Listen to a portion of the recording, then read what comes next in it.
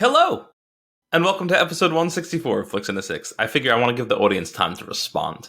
Notice that I run right into it usually. I'm one of your hosts, Anthony Costanzo. With me, forever and always, the man, the myth, the re-release, Alessandro Bielsi. Say hello, Al. Next week's intro is the one. On this week's episode, what we're watching, what we're reading, falconeering, along with other news and nuggets, all before diving into our flick of the week, Zack Snyder's Justice League. But first, Al, what are we drinking? Sorry, you actually caught me in the middle of a sip of water, but Perfect. We'll be drinking. How could you have known what was coming next? I change it up every week. I thought I could sneak it in right before you beat me to it. But yeah, the glass of water was just slightly further away than I realized. It also the icing would have been if you also kind of choked on the water a little bit. It's all right. There'll be some choking and such. Bear with me. My allergies hit me like a sledgehammer a couple days ago. It's kind of how I feel. I probably don't sound my best, and there will be some. Great. I sounded terrible yesterday when I got home from work. Terrible. You have the whole. There's an episode of Friends where Phoebe is sick, and she likes the way her voice sounds when she's singing better when she's sick, so she's trying to stay sick. Ew. It's disgusting. Is that like the Always Sunny where they drink the protein, the fight milk made with real protein? I'm not sure if I've seen that. Yeah, Charlie and Mac start up a business called Fight Milk. It's a workout supplement, protein drink, whatever, made with real bits of protein. It was the eggs and egg yolks and bits of real crow. What the hell? And it was for weight loss, and it was because everyone was getting salmonella poisoning from it. They knew, but they were willing to put up with it because the results showed. That show is ridiculous. They go to some lengths. Yeah. But that's always been one of my favorite stupid jokes about shows. It's made with real protein. So anyway, we're Panther. Yeah, exactly. We're drinking a work in progress. It's a rotating IPA series from Chatham Brewing. Perfecting a great tasting IPA is hard work. We're always striving to find that sweet spot between a slamming double IPA and a fulfilling unfiltered single. So the work never ends. We're proud to be part of it. Here's a big sipper. Is that a thing? A bold new creation. Yeah, right? A full-mouthed IPA that gets it done. Dirty, rotten job, but someone's got to do it. This is I feel like they're leaning into something that I'm not quite getting there. It does feel like they're doing a bit that I'm not 100% sure I get. I feel like I'm not in on the joke. Yeah. Yeah. However, is their brewery really dirty? Is that what's happening here? Easy drinking, juicy smooth, and hazy India Pale Ale. Juicy sweet.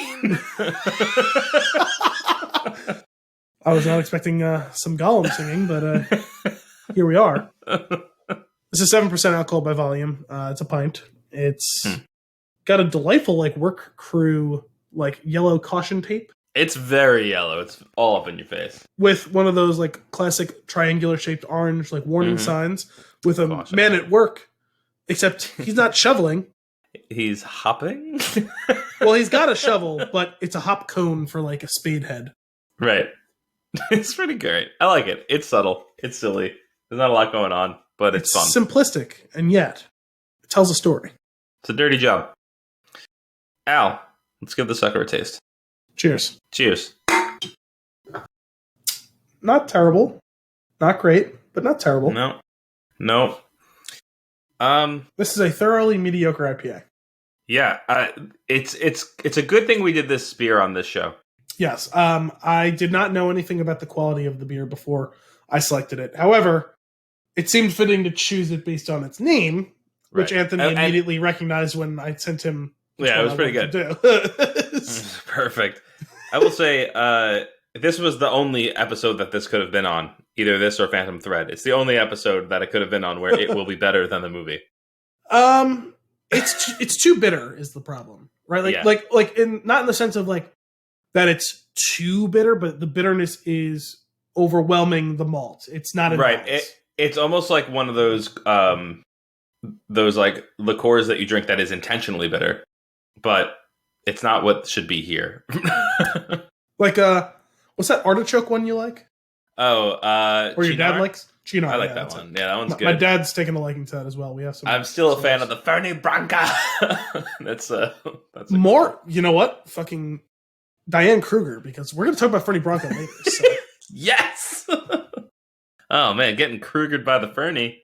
Because I saw awesome. a reference to Fernie Branca like 2 hours ago, and it was in reference to something else. So I was already going to bring it up, and so it wasn't in the Dark Knight Rises. It was it was on its own thing.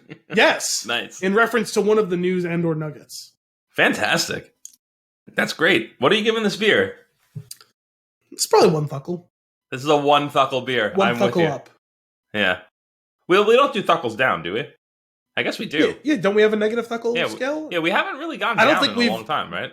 We've been pretty consistent with okay to very good beers. We have a positive kill-death ratio, is what you're saying. Yes. Not a lot positive, but positive. Well, because I feel like we haven't had any in a while that have been like knocked our socks off, but we also haven't had any where like you wanted to pour it out either. So. We're a on average a 2-thuckle household is what I feel like if you were to really add it up. Well, the thing is, I mean, sure we do often, but not always, often pick from breweries we know and love. Sure. We aren't nearly as self-selecting in the beers as we are in the movies, especially without the new releases. We've been like really picking movies that we want to see, not just ones that like are like, ooh, I wonder what that's all about. So that being said, audience, if you have anything that you would like us to do, you can send that request to flixinthesix@thespintune.com. And later in this episode, we're going to talk about a movie that neither of us wanted to see.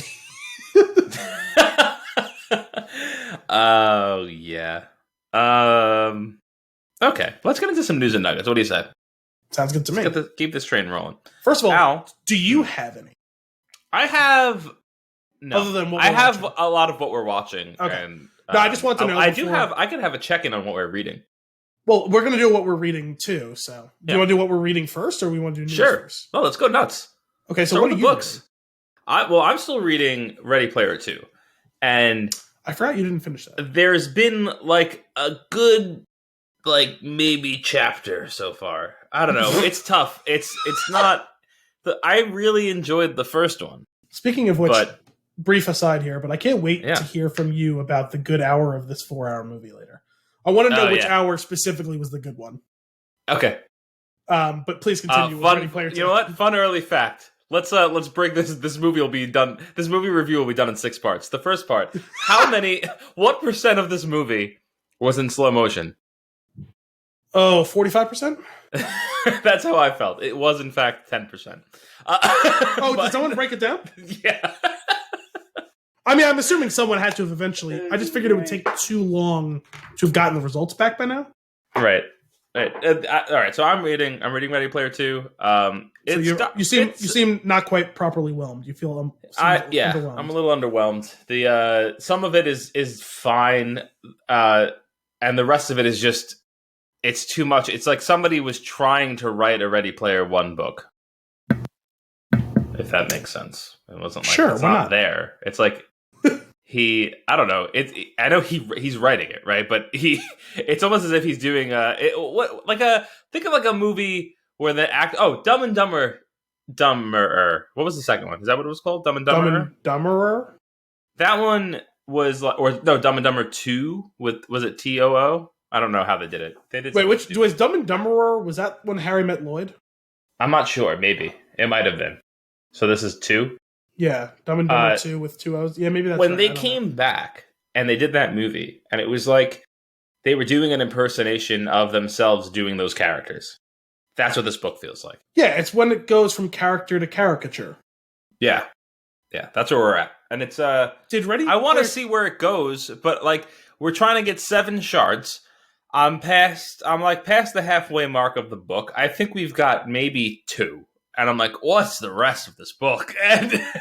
Or they're just going to give up and run through the last set? Like, I don't know. That was kind of how I felt during this movie, where I believe it was the moment where I messaged you last night, and I was like, how is there still an hour of this movie? Oh, you think that's bad? When I was watching it with Kim, who bailed on it, rightfully so, she's like, I have to run to the bathroom, and I paused it, and she came back, and she goes, there's 3.5 hours left.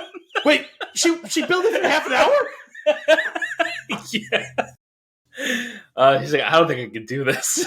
I don't blame her. But are you saying that Ready Player 2 is going like full Pacino? Minus the ooh-ah? It's definitely sans ooh-ah, but I don't know if it's full Pacino. I don't know. I feel like even though Pacino has gone full Pacino, there's still something about it that can be entertaining. Do I want to see him in a romantic story? No. We've established the answer to that question is no. But painfully but sometimes he's fun to watch. He's a little crazy, and I kind of dig that. But I don't know. Wade's a little kind of creepy. A little bitch. Oh. And he's creepy. He is very creepy. See, I know I mentioned that before you read it, and you were like, I don't want to. Yeah, but it sounds like it's... Yeah, it's creepy. It's not great. There's some weird stuff going on. Some stuff that I don't like. Stuff that porn makes more sense when you consider the person wrote nerd porn or horror. So anyway, that's what I'm reading. I've also been like chipping away very slowly at this ancient Rome book. Which I've been enjoying. But like I said, every time I listen to it, I just get really depressed. As one is likely to do, yeah.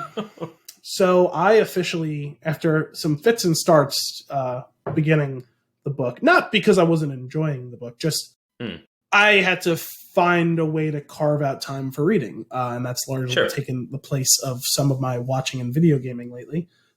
Because at first I was trying to balance them, but I realized I was only reading about 5 pages at a time or 10 pages at a time. So I had to actually like put down time to do it. And then like Saturday before going to your sister's house, I read like 120 pages of Leviathan Wakes. So that's the first book of The Expanse. I officially finished it yesterday. It was excellent to read. I obviously loved the show. The first season of the show was a very representative take on the book. I mean, it's you expect there's going to be a couple of little details that get expanded upon, this and that, but all the major story beats happened. Almost all of them happened exactly. I think there was like one thing that I don't even know for sure. I'm just like, my recollection was, I think one of the characters, who is in the book and in the show, just like didn't show up to this one event that happened in the book. Like the event otherwise happened more or less the same. I just don't recall him being there for it, but like he was involved with that plot. And so like he's like informed of everything that's going on. I just don't remember his physical location. And I wonder if it was just like we don't want to pay the actor to be on set for that week. Right. And it doesn't really materially affect anything for him to not be there, because nothing's changing. He's then immediately apprised of everything that went on. You know what I mean? It's not like he died in that scene in the book and like somehow lived on in the show or vice versa or whatever. So it was a pretty small thing, but yeah, no, it was nice to read. I know I've talked in the past about how I sometimes have a hard time slipping into like the new voice of a writer when I'm starting to read something. This felt pretty natural for me to get into. I think part of it is, so I know I've mentioned it in the past, the author is technically 2 people. Right. James S.A. Corey is a pseudonym for 2 other, I think it's Ty Frank and Daniel Alexander, if I recall correctly. One of them, it came up with like this whole mythology. The other person was a researcher for George R.R. Martin, who put the 2 of them in touch with each other, and they decided to make it into a book series together, which is cool. So the structure of the writing is very similar to the Game of Thrones series, or A Song of Ice and Fire, I guess is a better way to talk about the books. You haven't read any of those, right? I started one a long time ago, but I wasn't getting into it. Okay. But so that's helpful though. So each chapter was from a different character's point of view. Yep. So that carried over into this. That's cool. So now the first book is only 2 characters, whereas like the first, like Game of Thrones was like 6 characters or something like that. Right. Now that'll expand starting with the second one. Also it was cool. I like that they also kept the same thing. They had a prologue and epilogue who were one-off point of view characters. Oh, now, cool. More important ones overall than any of the ones in the Song of Ice and Fire, but still, like, I actually kind of like that little effect. That's a cool thing to borrow from that. I actually really like that version of a story. If you're going to do, like, an ensemble story, giving giving a bunch of different characters the point of view is, I think, a really cool way. Yeah, I agree. That's fun. I do that. And so you're enjoying it? Absolutely, yeah. Nice. And how far did you say you're into it? would you say? I finished the first book. I said I just started You finished the second book this evening at like 15 pages or something like that. So nice, very cool. Oh, I'm glad you're getting back into your reading habits. It's nice. I know you were thinking I've been away for far while. too long. So Yeah, cool. Well, that's good. So you're reading something good. You watch anything good? So we had another couple of interesting movie weekends. We had 2 weekends. Oh boy, we missed a week. So it's only 3 movies because Justice League took an entire week. Sure. No, I'd watch it the last 2 nights. I'm not sure I'm finished with it yet. So 2 weekends ago, I watched again. Little column A, column B. We did an old movie and a new movie, newish movie. On that Friday night, we watched Rear Window, which is an Alfred Hitchcock movie. Was that remade? Maybe, I don't know. Okay. It doesn't sound familiar, but it's entirely possible. It was a Hitchcock movie starring Jimmy Stewart and like a little bit older Jimmy Stewart than like what's it called? It was remade in 1998 with Christopher Reeve, Daryl Hannah, and Robert Forster. Oh, actually, you know what? I do remember reading that because the thing was after Christopher Reeve was injured, and so he would be kind of a perfect casting for that, I guess. So it's not someone who's paralyzed in this case. It was someone who broke their leg. He's like a photographer. He's like for like a newspaper or magazine or something like that. Broke his leg.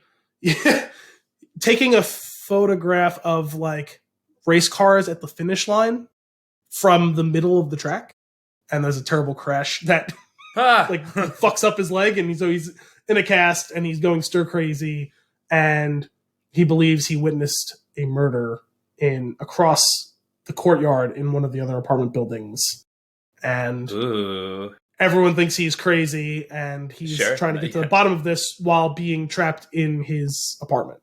And that's all I'll say about it.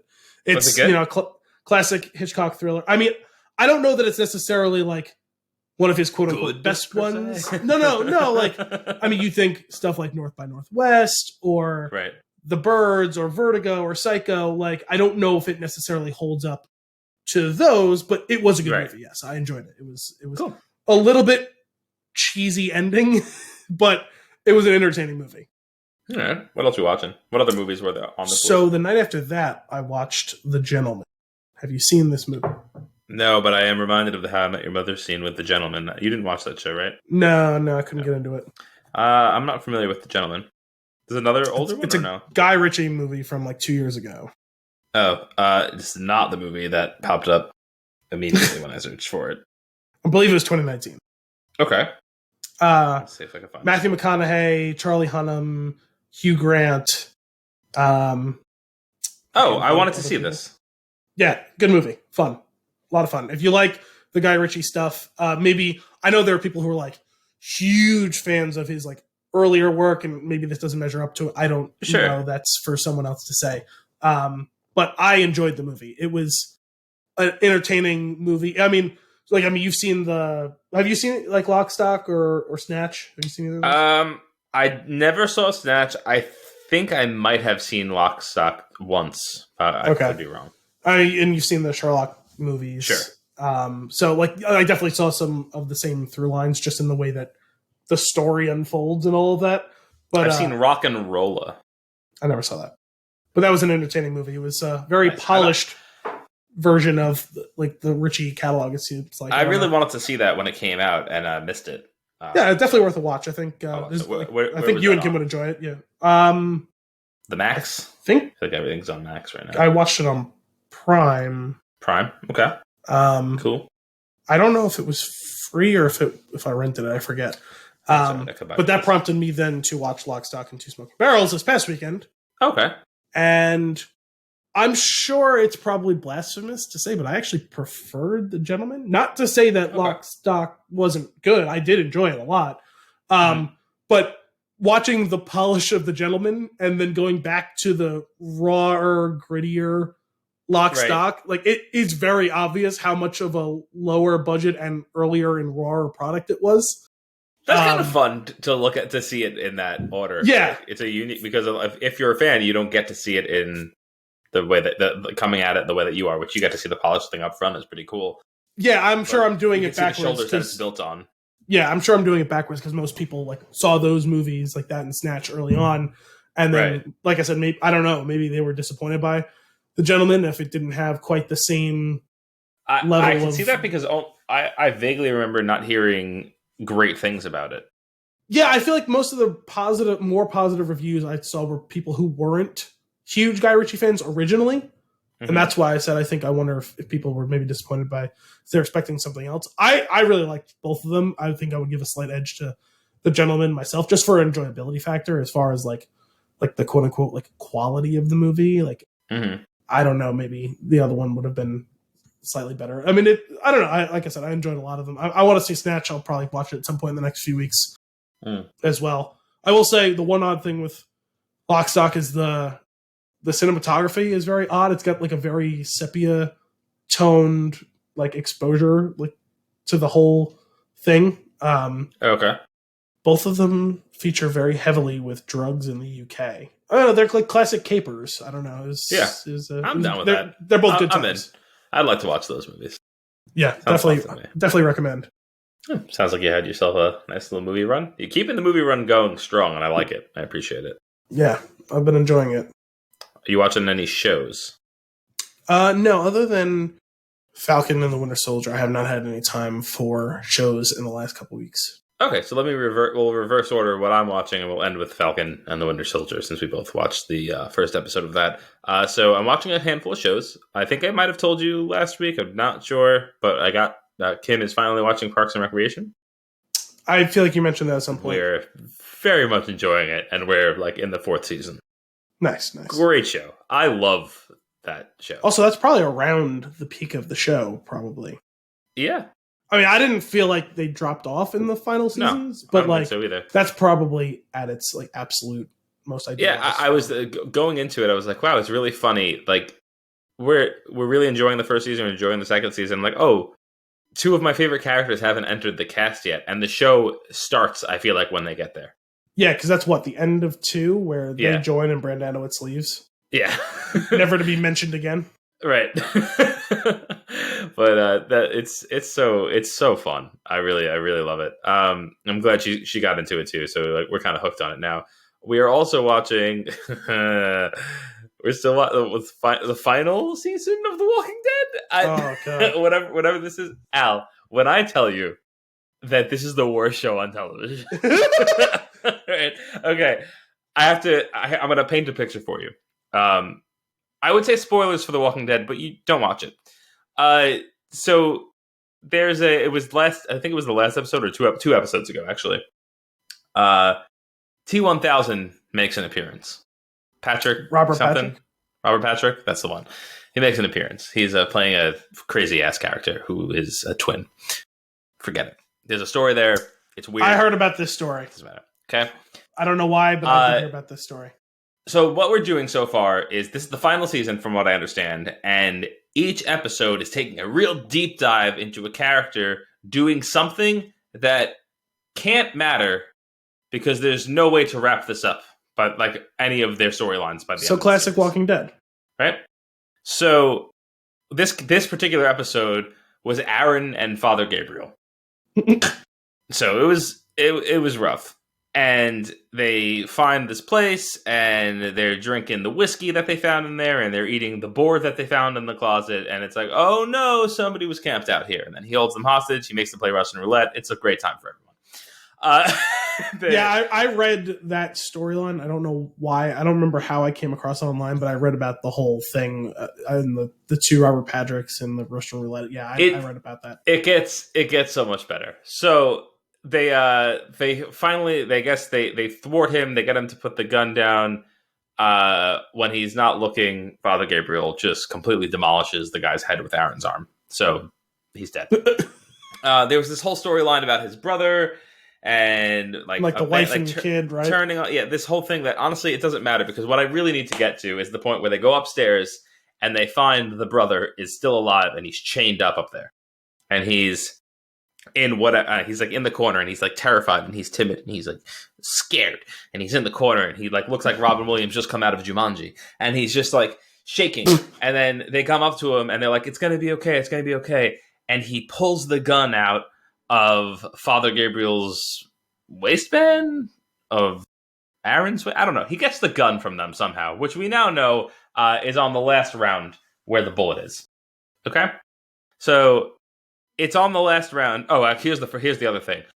When they did the Russian roulette scene, bullet goes in, they spin it, right, and there's no suspense because the camera is angled directly at the front of the gun, and you can see that the bullet is directly one off from the chamber.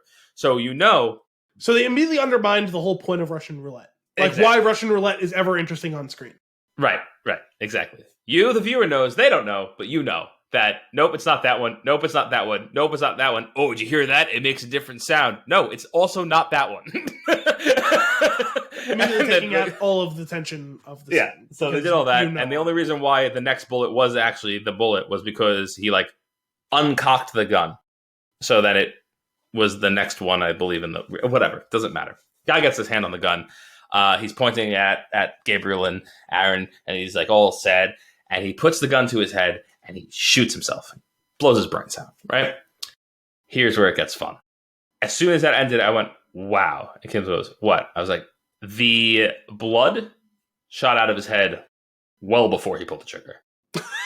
And she goes, really? And I rewound it, and you see it. Splat, bang! And I go, they didn't even care. They didn't even care. So Walking Dead's gone full South Park. Where, I know you're not a South Park fan, but did you ever hear about that storyline where everything goes to shit and they show all the different movie trailers and it's literally just shit noises? That's amazing. No. And it was, one of the trailers, and they do the Rob Schneider voice, which you've always, like, which I don't use. Rob Schneider, isn't it? And he goes, yeah. Whatever, who cares? You'll fucking watch it anyway. It's like, was one of the trailers.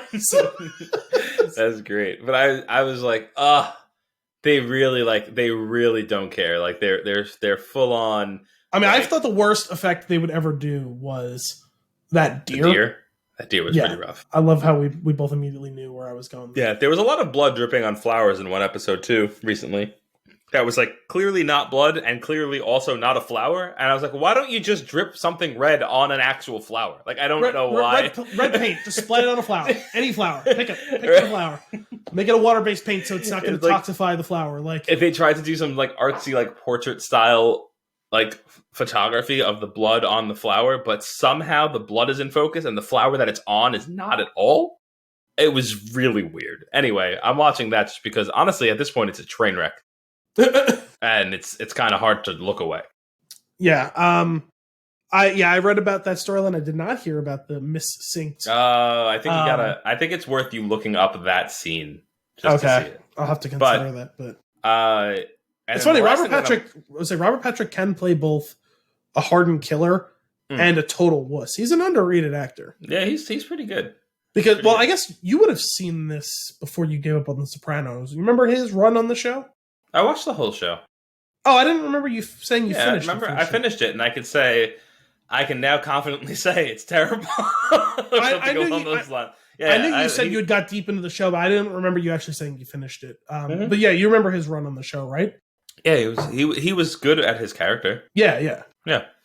And then the last thing that I started watching again, which I haven't seen an episode of this in a really long time. And I know that when I was a kid, I was watching it. I didn't watch it in order or anything like that. I was just like, whatever was on. I started watching Batman Beyond, but like in order. And it's so good. It's so good. I remember enjoying it as a kid. I wouldn't say that I watched it like religiously, like where I would have seen all of the episodes, but I definitely saw a lot of it. It all kind of jumbles together. Yeah, I'm really, really enjoying that. It's a great, like 23 minutes or something like that. You just throw one of those on, have some lunch, go back to work. It's great. I do have to say, for the most part, a lot of these different projects don't interest me much, but the idea of a Keaton Batman Beyond does seem pretty cool. Yeah, I would really enjoy that. I think that would be solid. It's fun, man. It's a fun show. But that's what I'm watching. And then what we're watching together is finally, folks, we have another Marvel show. We're doing it again. Disney Plus. We have The Falcon and The Winter Soldier. And I will say the thing that stands out to me the most about this is I did not know that we referred to him as The Falcon. I thought it was just Falcon. I guess I didn't really notice. Also, I'd like to make a slight tweak to the title of the show. Can we call it The Falcon or The Winter Soldier? Oh, like who's going to be... Well, no, Captain? Just because the two of them don't end up meeting up by the end of the first episode. Slash?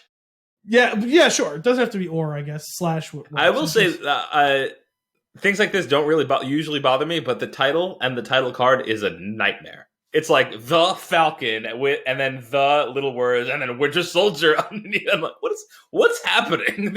Did you realize there's no way for us to line these words up? Is that what happened? It reminded me of my dad bought me this sweatshirt probably 15 years ago. I think I was in high school. And it was a New York Jets sweatshirt. It was a nice sweatshirt. The material was nice. It was it was thick. It was a zip up one. And it said New York Jets across the front. Mm-hmm. The zipper goes up between New York and Jets. New York's on top, Jets on the bottom, right? Mm-hmm.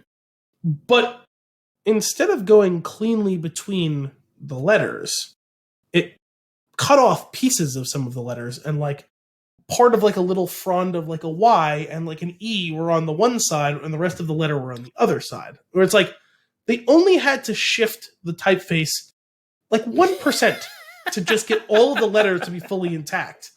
And just have them be symmetrical on either side. Yeah. It's not going to be perfectly symmetrical, obviously, but all the letters are going to be intact. New and York on one side and JE and TS on the other side, New York Jets. Instead, parts of the Y and the E Why? were on the other side. So it looked terrible when you unzipped it. It looked good when you zipped it up. It looked terrible when you unzipped it. That's funny. That's really dumb. But yeah, that's pretty much the title card of this show. Yeah. And obviously I didn't notice it because they show it at the end, and I was like, oh, that's weird. Whatever. And then that's also when I had the epiphany. I was like, The Falcon? When did we get the? When exactly did we establish that? Yeah. So what'd you think? My left ear just unclogged. Ooh, isn't that delightful? You just got so much louder, though. Also, I don't feel like I'm leaning to one side to hear you anymore. Mm-hmm. I mean, it was a solid. I feel like we didn't get quite enough for the runtime of the first episode when you consider how short the first episodes of WandaVision were, and it got longer. This one was much longer than most of those episodes. But this feels different to me. It feels like the production value is higher. Yeah. And it also feels like maybe they at one point were considering doing this as a movie and decided to go show that's a little longer because it's only going to be 6 episodes, right? Something like that, yeah. It definitely does feel more MCU than most of WandaVision. Yeah. But I think that was also the part, kind of the point. Mm-hmm. Because, the sword scenes in WandaVision felt MCU. It was the sitcom parts that didn't, and those felt more like sitcoms, which are going to look cheaper because the first few of them were from 50, 60 years ago, whatever it was. Right. So yeah, this did feel a little bit more polished. I mean, it definitely showed more of the budget right off the bat because you got that opening sequence. That was really fun, by the way. Yeah, really well executed, pretty good, pulse pound, and it looked like something that would have been in one of those movies. It doesn't look like a TV show. I will say super predictable, right? Because as soon as this started, I was like, oh, I can't wait for him to drag some missile into this helicopter. Mm-mm. And surely enough. Also, where do they keep getting all of those helicopters from? Because I thought I had a good feel for the engagement. The fact that it was one? No, there was 2. And then he knocks one of them down. Uh-huh. And then he takes out another one and is immediately dodging a third one. I was like, but where did that one come from? And right. Oh, wait, look, now there's a 4th. Mm-hmm. Also, I have a major problem with you should not be allowed to do that paragliding thing. Yeah. Into a helicopter. The wingsuit into a helicopter. Because, there's no way one of those guys doesn't get chewed up in the blades. Oh, sure. I don't care how good you are at that. Yeah. What if it's no Swayze from Point Break, though? He's maybe the only person. No, but the rest of his crew, dead. Yes. No, you know what? Just one of them. I just need one of them to not be as, you can't tell me all of them are, that perfect, that, where Do you know how hard that's got to be at that speed? It's funny. You're thinking about this in the context of flying the wingsuit into the helicopter. I was thinking about it when they all went through that small little hole in the rocks. I was like, nope, no, one of you is dead. Well, that was a Family Guy joke where Peter decides to get extreme for I forget what reason, and he befriends a guy who does all of these like extreme things, and they do this, and there was some ridiculous name for this rock formation that had this little. It's called like the Devil's Anus or something like that. And they're supposed to wingsuit through it. And he's like, come on, man, it's going to be awesome. And he goes to do it. And he's like, wow. And he just goes, and smacks up dead against the thing. He's like, oh. When you said rock formation, I got a flashback to Parks and Rec when Andy and April drive to the Grand Canyon. And he goes, where are the faces? But, well, two things. One, how you get to the opening of the helicopter without getting buzzed by the rotors, right? Okay, let's say you can manage that because you really zipped in there. Mm-hmm. They didn't roll out the other side? Right. They also didn't die on impact at the speed at which they were like flinging through the air. Yeah, I don't know. But anyway, exhilarating scene. Still really fun well to watch. Done. Real fun to watch. It was great. I just saw them do that, like they just whooped and like barrel rolled into the. I'm like, come on! But when at the end of that sequence, when Falcon flies through it and he takes the guy out of the other side of the helicopter, I mean he's breaking every bone in his body, right? Like that. Maybe, I don't know. Also, I'm pretty sure he was strapped in. That guy was already pretty jostled, so yeah, he's dead. I don't know, because then it becomes about like the relative speeds, right? Because like both things are happening at full speed, but it's about the delta between them. So it might only be about 10 miles an hour difference or something like that. I don't know. Okay, that's fair. Anyway, it's not like he's getting hit by a truck. He's getting hit by a person. When he, that's right. I guess it's different. I did really dig the whole shield thing he was doing with the wings, though. That was cool. I liked how it responded first to the bullets at his back, and then he was able to turn while it was create a manual shield. Yeah, that was really cool. Also, I like the little red wing. Yeah, it was awesome. I'm glad that it's not a real bird. Seeing the Bucky stuff, actually, I didn't expect a ton of like out and out humor in this one, but seeing the stuff about him learning how to make amends was pretty entertaining. God, I will say that whole reveal of who this guy is that he's taking out to lunch. I did not cross my mind. It didn't cross mine either. And when it happened, I went, oh. Yeah. I don't think I could do this. No, it made me uncomfortable. And I think that's probably why he leaves too. We'll see if that picks up anymore later, because super intense. That was rough.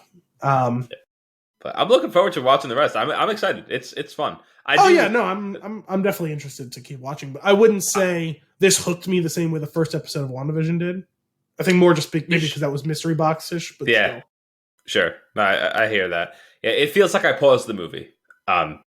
Unfortunately, this feels more like chapters in a movie than like almost as if you were like make a movie and then make it 6 parts, and then give a title card for each, like Kill Bill. We're on the same page. Right.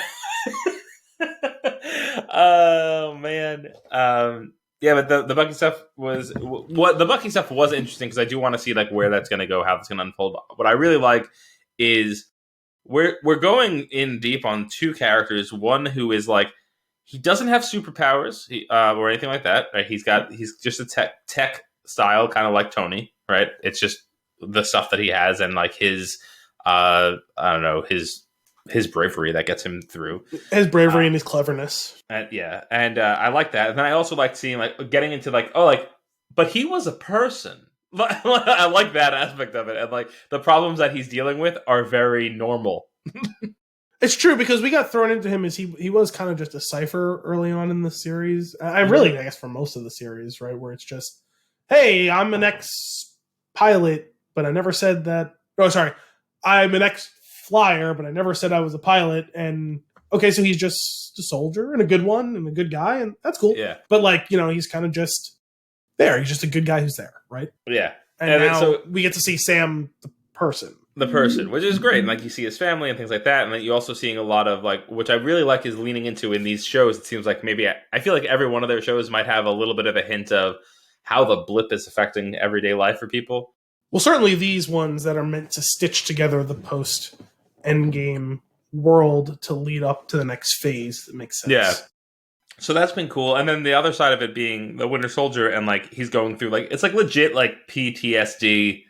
And then this combination of he did do all these horrible things. He wasn't himself, and, like, something was, like, in control, which is, like, a crazy concept. And then, like, but there's nobody else that he can, like, relate to. There's nobody else that went through this thing. Yeah, it's funny because part of why, maybe this was intentional, but part of why I didn't see the reveal coming was I just assumed he found the oldest person he could find to befriend because it was the closest thing to him to having someone in common. They threw me off the set when they were like, we can go to lunch, but no talking. I was like, okay, this is why they're friends. Like, it's just somebody to be next to. Yeah. He found an 85-year-old guy who he could be friends with because he's 106 and it's the only person who's even close to him. I got really strong Nick and Tran vibes. Yes. Well, that's a couple reasons for that, I guess. But when he was... Well, specifically around the "let's be quiet" thing, but that whole thing with Nick when he has that one-sided conversation with him, we're talking about New Girl. When he's like, you always know what to say, and he's got this smile on his face. That one's great, but no, nothing will top them in the hot tub together. Yep. Yep. So it's a great show. And then for Jess later.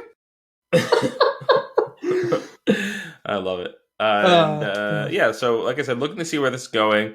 I like the idea that maybe we're gonna get, like, through flashback some of the things that Winter Soldier went on in between. Like, seems cool. If we'll see some more of those missions that, like, filling in some of the backstory. Yeah, and then I'm looking forward to them connecting again to seeing how the stories are gonna wrap together.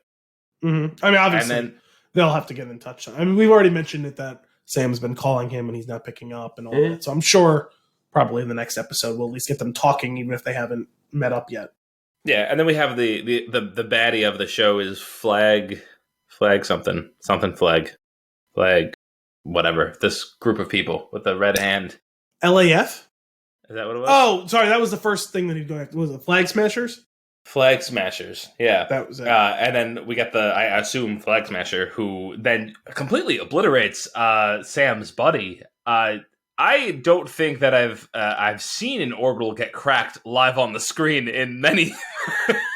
Yeah, he worked him over pretty good. He stomped his face, and they didn't cut away. It was a little rough. Yeah, I mean, like, he survived, so that's part of it. Like, was that the same guy who became fake Captain America? No, was it? Not the guy who got smashed. The guy who did the smashing. Oh, I have no idea. Was that something that I was supposed to piece together? Because if so, I did not. No, I'm just making an assumption here. Oh, no. I don't know. Fake Captain I don't know who Doofy Smile Captain America was. You know he's going to have to be, like, a bad guy. So I thought he was just going to get shot and killed while they were revealing right there? Yeah.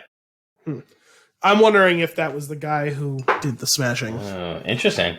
I guess we'll find out. Also, really sudden and out of nowhere. Like, hey, we got a new Captain America. Like, oh, okay. Didn't we have the laying to rest of his armor? It's like you could have had it. You could have had it all, Sam. You could have had it all.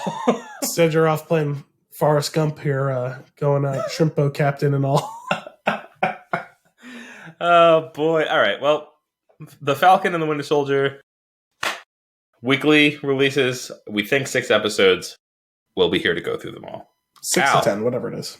Yeah. Call it a dozen. It's like very Vince Vaughn, right? 38 episodes. I'll have the money for you on the 12th. 12th, 13th, 14th. Either way, you're going to get the money. What is going on with the release dates?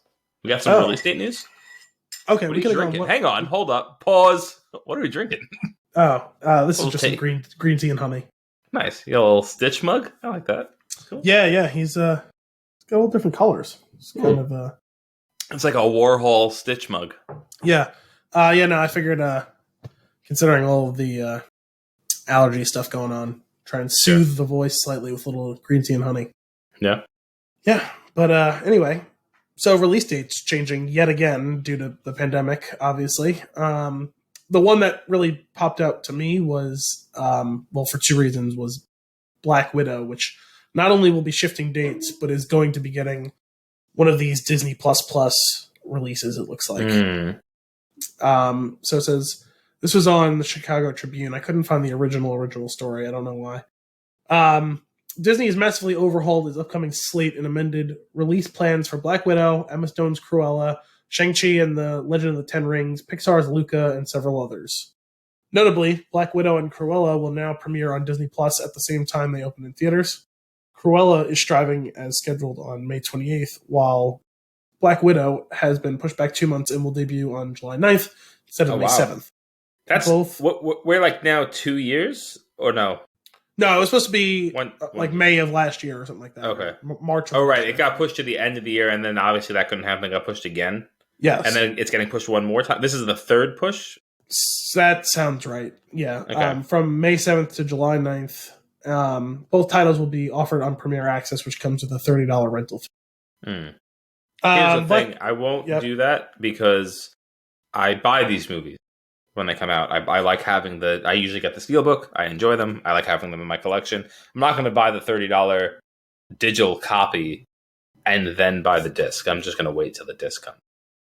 Yeah, well, I mean, I guess like the whole thing has been, would you rather pay $30 to watch it unlimited times in your house or pay $28 to go to the theater and watch it once? Yeah, no, I totally understand that. I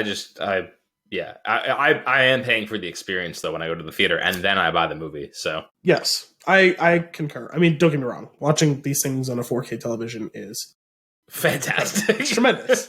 But there is something to getting to see something on the big screen. I do enjoy both tremendously. I mean, not every movie needs to be seen in a theater, honestly, but there are some things that feel like events that you want to see in all its grandeur. Yeah, I mean, I think a 4K TV is the best way to watch a movie at home, including a great projector setup. I prefer the look and feel of a 4K television. Wait, sorry, say that again? Including a decent projector. I prefer the look and feel of a 4K, especially an OLED screen. Like, I think it just looks unbelievable. Yeah. Unfortunately, I did not get to watch Zack Snyder's Justice League expansion on the 4K television. I was banished to the projector screen downstairs, which God, I hope you didn't watch it during the day. No, I watched it in the evening. It was great because it was a big screen. Not great because 4:3. Yeah, I know. We'll get into that. Yes. I just, it was on the tip of my tongue there, so I just figured I'd do it all. But, yeah, no. I would have preferred slightly to watch that in 4K just to see how much upgraded the visuals were. Mm-hmm. Pretty strong.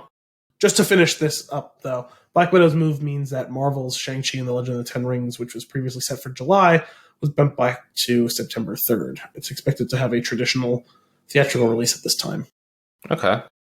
And nothing in here was mentioned about the Eternals, which interesting.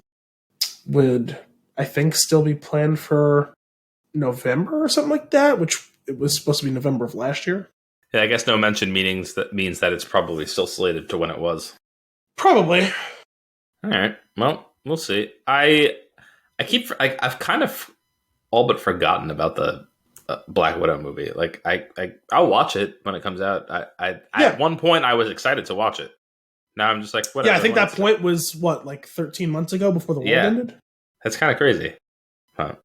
Anyway, all right. So the release dates changed. Nothing too crazy though. Kind of expected. I feel like at this point. Yeah. Well, I mean, at this point, I'm not surprised that some of these things are just making delaying actions. Like, okay, well, we've got a lot of vaccine out there now, so yeah, like there's a good chance. I mean, I've already been seeing like even in states that aren't insane and just opening everything and ending the mask mandate and all that, like prior to people being vaccinated significantly. Like strong in New York, in New York for hockey games in Madison Square Garden and the Nassau Coliseum for the Rangers and the Islanders. Both teams have announced that with New York allowing them to have some fans I don't remember what the capacity number was. I just forget what it was, but it is reduced capacity. They're saying that in order to be able to attend, you'll have to show proof of a negative COVID test that had been administered within the past 72 hours, or proof of Vaccination. 2 vaccinations plus 2 weeks, which is the current guideline for full safety effect. from the full effect of the virus. Yeah. So that makes sense to me, especially like something like, to me, like outdoor stuff. Like, obviously, I think it seems pretty obvious that having open air makes things safer. Still would prefer not to be on top of each other or whatever, but like, if you're in a baseball stadium or a football stadium and not on top of each other, but that would make more sense to have more capacity than an indoor arena would or whatever. But yeah, no, if everyone's vaccinated or seems to be, clean and, clean bill of health and masked and not sitting on top of each other, yeah, why not? Yeah. All right. Al, you have one more nugget news? I have a new, which is interesting. So, a little bit of backstory here. I know I've mentioned some of it along the way, but I thought this might be interesting to you considering the way they're choosing to expand. So, I mentioned to you in the rundown Meadowlark Media, and you did not understand what I was saying. Not surprised that you hadn't heard of it, but I did think it was funny that you could not physically understand the word I was saying. It sounds like a randomly generated password of words. Yeah, Meadowlark, like the bird, or Meadowlark Lemon, whichever you prefer, if you're a big Globetrotters fan, is the new company that's being created by Dan Le Batard, of whose radio show I'm a huge fan, who has left ESPN, and he's created this with John Skipper, who used to be the CEO of he was in charge of ESPN. The two of them created this thing together, and I was like, okay, they're going to do some sports stuff. Not so fast. They're going to do sports stuff, but they're going to be doing a lot of other things as well. Now, over the years, Le Batard has made friends with many people in the sports world, both people who played and who've covered it and talk about it, whatever. But he's also made a lot of friends with people in other forms of media too. Their show is friends with tons of actors, singers, all sorts of different stuff. So they had hinted at this a few weeks ago, and now you're starting to see the plan come fuller into form. They're creating a full-blown production company that's going to be creating and selling all sorts of content, whether it be sports or other sorts of entertainment. And so they hired on Jamel Hill and Mike Schur. And you mentioned Parks and Rec earlier. Mike Schur is the creator of Parks and Rec, creator of Brooklyn Nine-Nine, creator of The Good Place. I think he's got a new show that he just announced as well. Like today. I don't remember what it's called, though. So him and Jamel Hill are going to be joining on as creative advisors, as well as they announced last week, someone who's become a really close friend of the show for the last 2 years, Hank Azaria, is reprising his role as Brockmire to create a Brockmire podcast under their umbrella, much in the same way that there's the Ron Burgundy podcast. Is that still a thing? I don't know. I'm assuming it is, but I don't know for sure. Yeah. So they've done 2 episodes with him. Well, sorry, kind of 1.5 episodes with him already doing the Brockmire podcast, in which he's going to basically be the character, but talk about real life, present day things, and coming up with different stories that weave back and forth to the character from the show. When do we get the Patches of Houlihan podcast? So I'm Patches of Houlihan. So anyway, they mentioned that these two, Schur and Jamel Hill, would be coming on board and helping basically as pitchmen for different ideas that the company at large would then create and spin off into things that they'll either house themselves or sell off to different forms of different media companies, stuff whether it be podcasts, shows, movies, documentaries, written content, all that sort of stuff. Which it just seems like a cool venture. It feels like the next evolution of what something like Grantland, which became The Ringer, has been doing. It feels like the next step up beyond in the evolution from that. Cool. That's awesome. I bet you're pumped for that.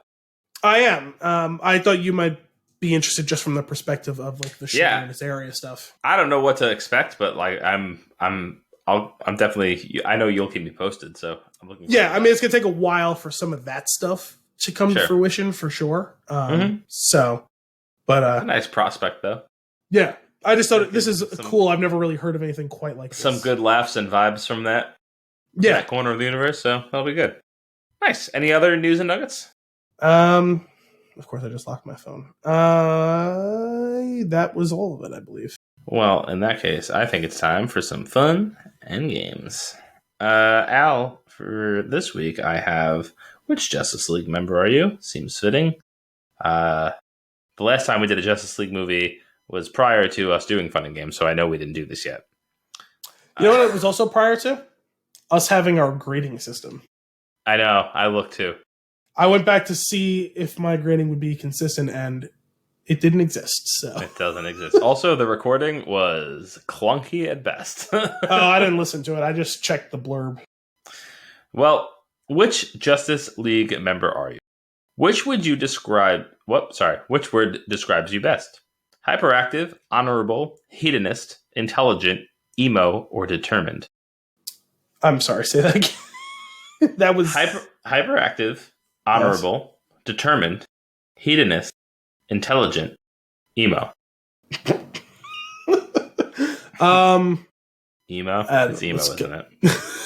Listen, I've enjoyed some emo music, but no. Let's go with, was it Courageous? Was that one of them? Or Brave? Whatever the fuck it was. Honorable? Honorable, that's the one. Sorry. Okay. You chose one that wasn't on the list. If you could be the hero of one of these cities, which would you choose? Mexico City, New York, Berlin, Tokyo, Rio de Janeiro, or London? Oh, let's go with New York. Why not? Okay. Choose a lame superpower. Turning ketchup into mustard, and then in parentheses, and vice versa. Of course. No, you can only do it one way. Being able to communicate with flies. Manipulating cheese to your will. Being I would argue that I already manipulate cheese to my will. You will be grilled. Being able to move in slow motion. Radioactive puke. Rainbow creation. I think I could already do the slow motion one too. Have I ever told you this story about what we used to do on the football team in high school? No. In the group of like the linemen, when we would break up into like position groups. So during practice, as part of like, it's supposed to be part of like conditioning and like discipline stuff and toughness and all that. But honestly, I think it's just because it just sounds good or whatever. We're supposed to jog from whatever we're doing to whatever we're doing. No walking on the football field, right? So the linemen created what became termed the lineman jog, in which you move your upper torso as if you're doing a light jog, but you move your legs like you're walking. And it took the coach a long time to catch on to what we were doing. Oh my God. We got that good at it. And finally they're like, how does it take you guys so long? Oh my God, you guys are walking. And they're like, how did we not? And like, the coach wanted to be so mad, but he was so great. Stunned by how good we were at doing it. And we all acted like, he's like, just get over here. But we did it for like the rest of the year. And like, that's great. It was so, yeah, I feel like I've already mastered slow motion and also bending cheese to my will. Sure. Let's go with, well, I enjoyed in Leviathan Wakes, they used the term vomit zombies like 18 times. So let's go with radioactive vomit. Okay. Choose a member of the Suicide Squad to be your nemesis. Harley Quinn, the Joker, Enchantress, Deadshot, Katana, Rick Flag. When you were talking about the Flag Smashers, but you couldn't remember the name, I thought you were going for Rick Flag, and I was like, isn't he DC? Worlds colliding. Wait, can I be that guy who played with the rope and strings? Do you remember that guy who got killed like 5 minutes into Suicide Squad, or it's like when they started getting in action? Like they killed him to prove a point, and he was just like playing with ropes and stuff like that. Vaguely. Oh wait, wasn't he the Boomerang guy? No, Captain Boomerang was a separate character. Oh, they killed him pretty quick though, right? No, he was there to the end. Who was the one that like jumped up the wall and then their head exploded? Was this the person you're talking about? Yes. Oh, okay. I do remember that. I just didn't know what their power was or what they did. He played with ropes or something. Okay.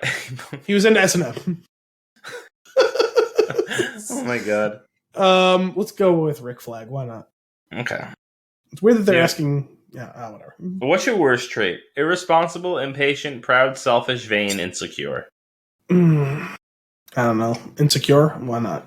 Okay. Which romantic spot would you bring a date? Drive-in movie theater, weekend retreat, dinner at a very fancy venue, sports venue? I would assume an event is going on at that venue. Yeah, I'm assuming they mean like take her to a game or whatever. Like Right. A huge party, a museum. It belongs in a museum. So do you. Let's go with a fancy restaurant. Okay. It's a very fancy restaurant. You know what? Oh, Al, you got Superman. Okay. I'm not sure what answers resulted in Superman. Probably not the Rick Flag one. But you got it. You live a life filled with righteousness, knowing that what you're doing and the choices you make must be the right and just thing. Living with such a rigid moral code can be tough, but you don't have a choice, which is why you sleep sound at night with a clear conscience. I've not been sleeping soundly the last couple of nights. I've been waking up a lot with the allergies, but I imagine it was because I chose the honorable one. Probably. Oh, here's a question for you. I know that you saw my sister this weekend. Did she play for you her nighttime terrors? So my sister has been using the Sleep Cycle app to try to... She's tracking her sleep, but it also records you when you talk in your sleep, which is really funny. And every couple of days, she sends me a few sound waves. And my favorite one so far was she just went, bitch! Big fat bitch. Yes, that is by far the winner so far. They're pretty terrifying. It's a lot of mostly that one. Yeah. Did she show you the picture of the banner that we hung with the Shamcocks and the Leprechauns? Yes. Okay. Yes, she sure did. Al, let us get into our flick of the week. Zack Snyder's Justice League, released in 2021, rated R, with a 4-hour and 2-minute runtime. Your IMDb synopsis. Determined to ensure Superman's ultimate sacrifice was not in vain, Bruce Wayne aligns forces with Diana Prince with plans to recruit a team of metahumans to protect the world from an approaching threat of catastrophic proportions. Sure. Al. I mean, that's definitely part of what the movie's about. Sure. What's your tweet-length review? I hope it's delightful. I can't wait. A 4-hour-long exercise in the law of diminishing returns. This movie is literally twice as long as the original, but probably only about 30 to 40% better. Slots in the middle of the MCU, again, at twice as long as most of them. 5.5 out of 10. Okay. You were pretty generous, I feel like, score-wise. I thought you were going to go lower. I'm close, though. A masturbatory pile of unearned confidence and half-concocted ideas. No. You do not get to have masturbatory and half-cocked in the same sentence. It wasn't half-cocked, but you choked, and it made me laugh. It was half... I actually think I want to change it to that. It was half-concocted. Oh. Half-concocted ideas. Because it came out as half-cocked from you, which is, I'd be like, also, it would have applied, like...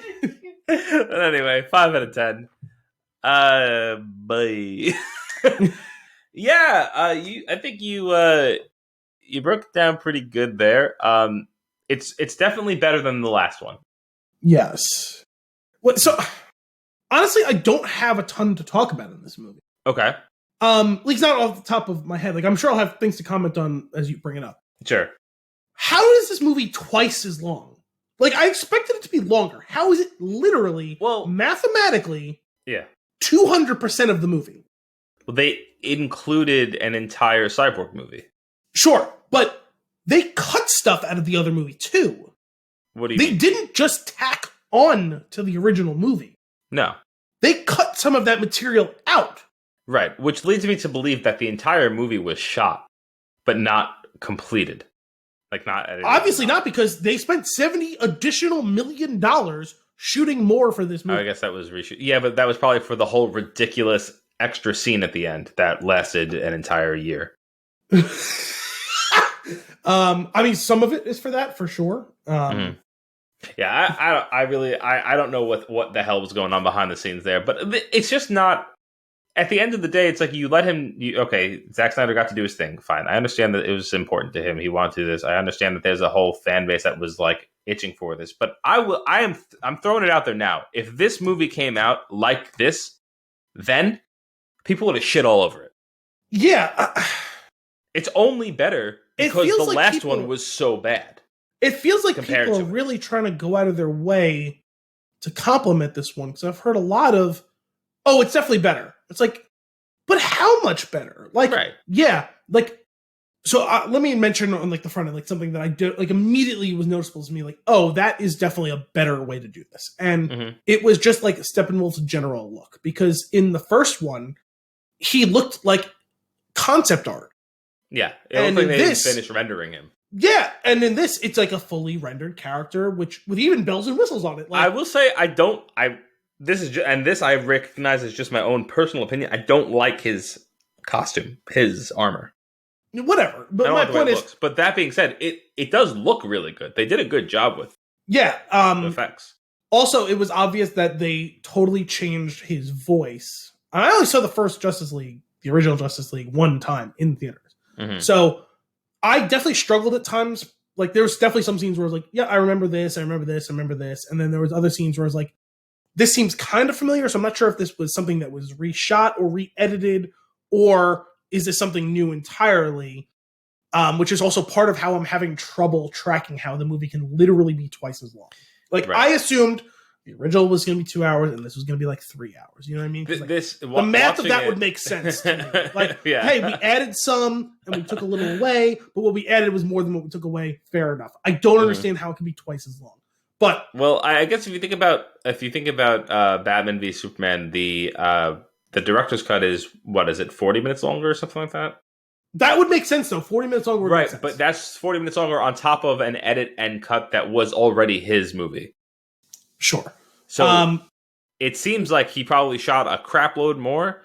Then they like redid and reshot a bunch of it, and now they reshot pieces of it again, including old footage probably, to get the rest of the end result. Which means that there was room for a lot. At the end of the day, you can't make an Avengers movie without putting in the upfront work of making you care about the characters. That is why this whole thing will not work.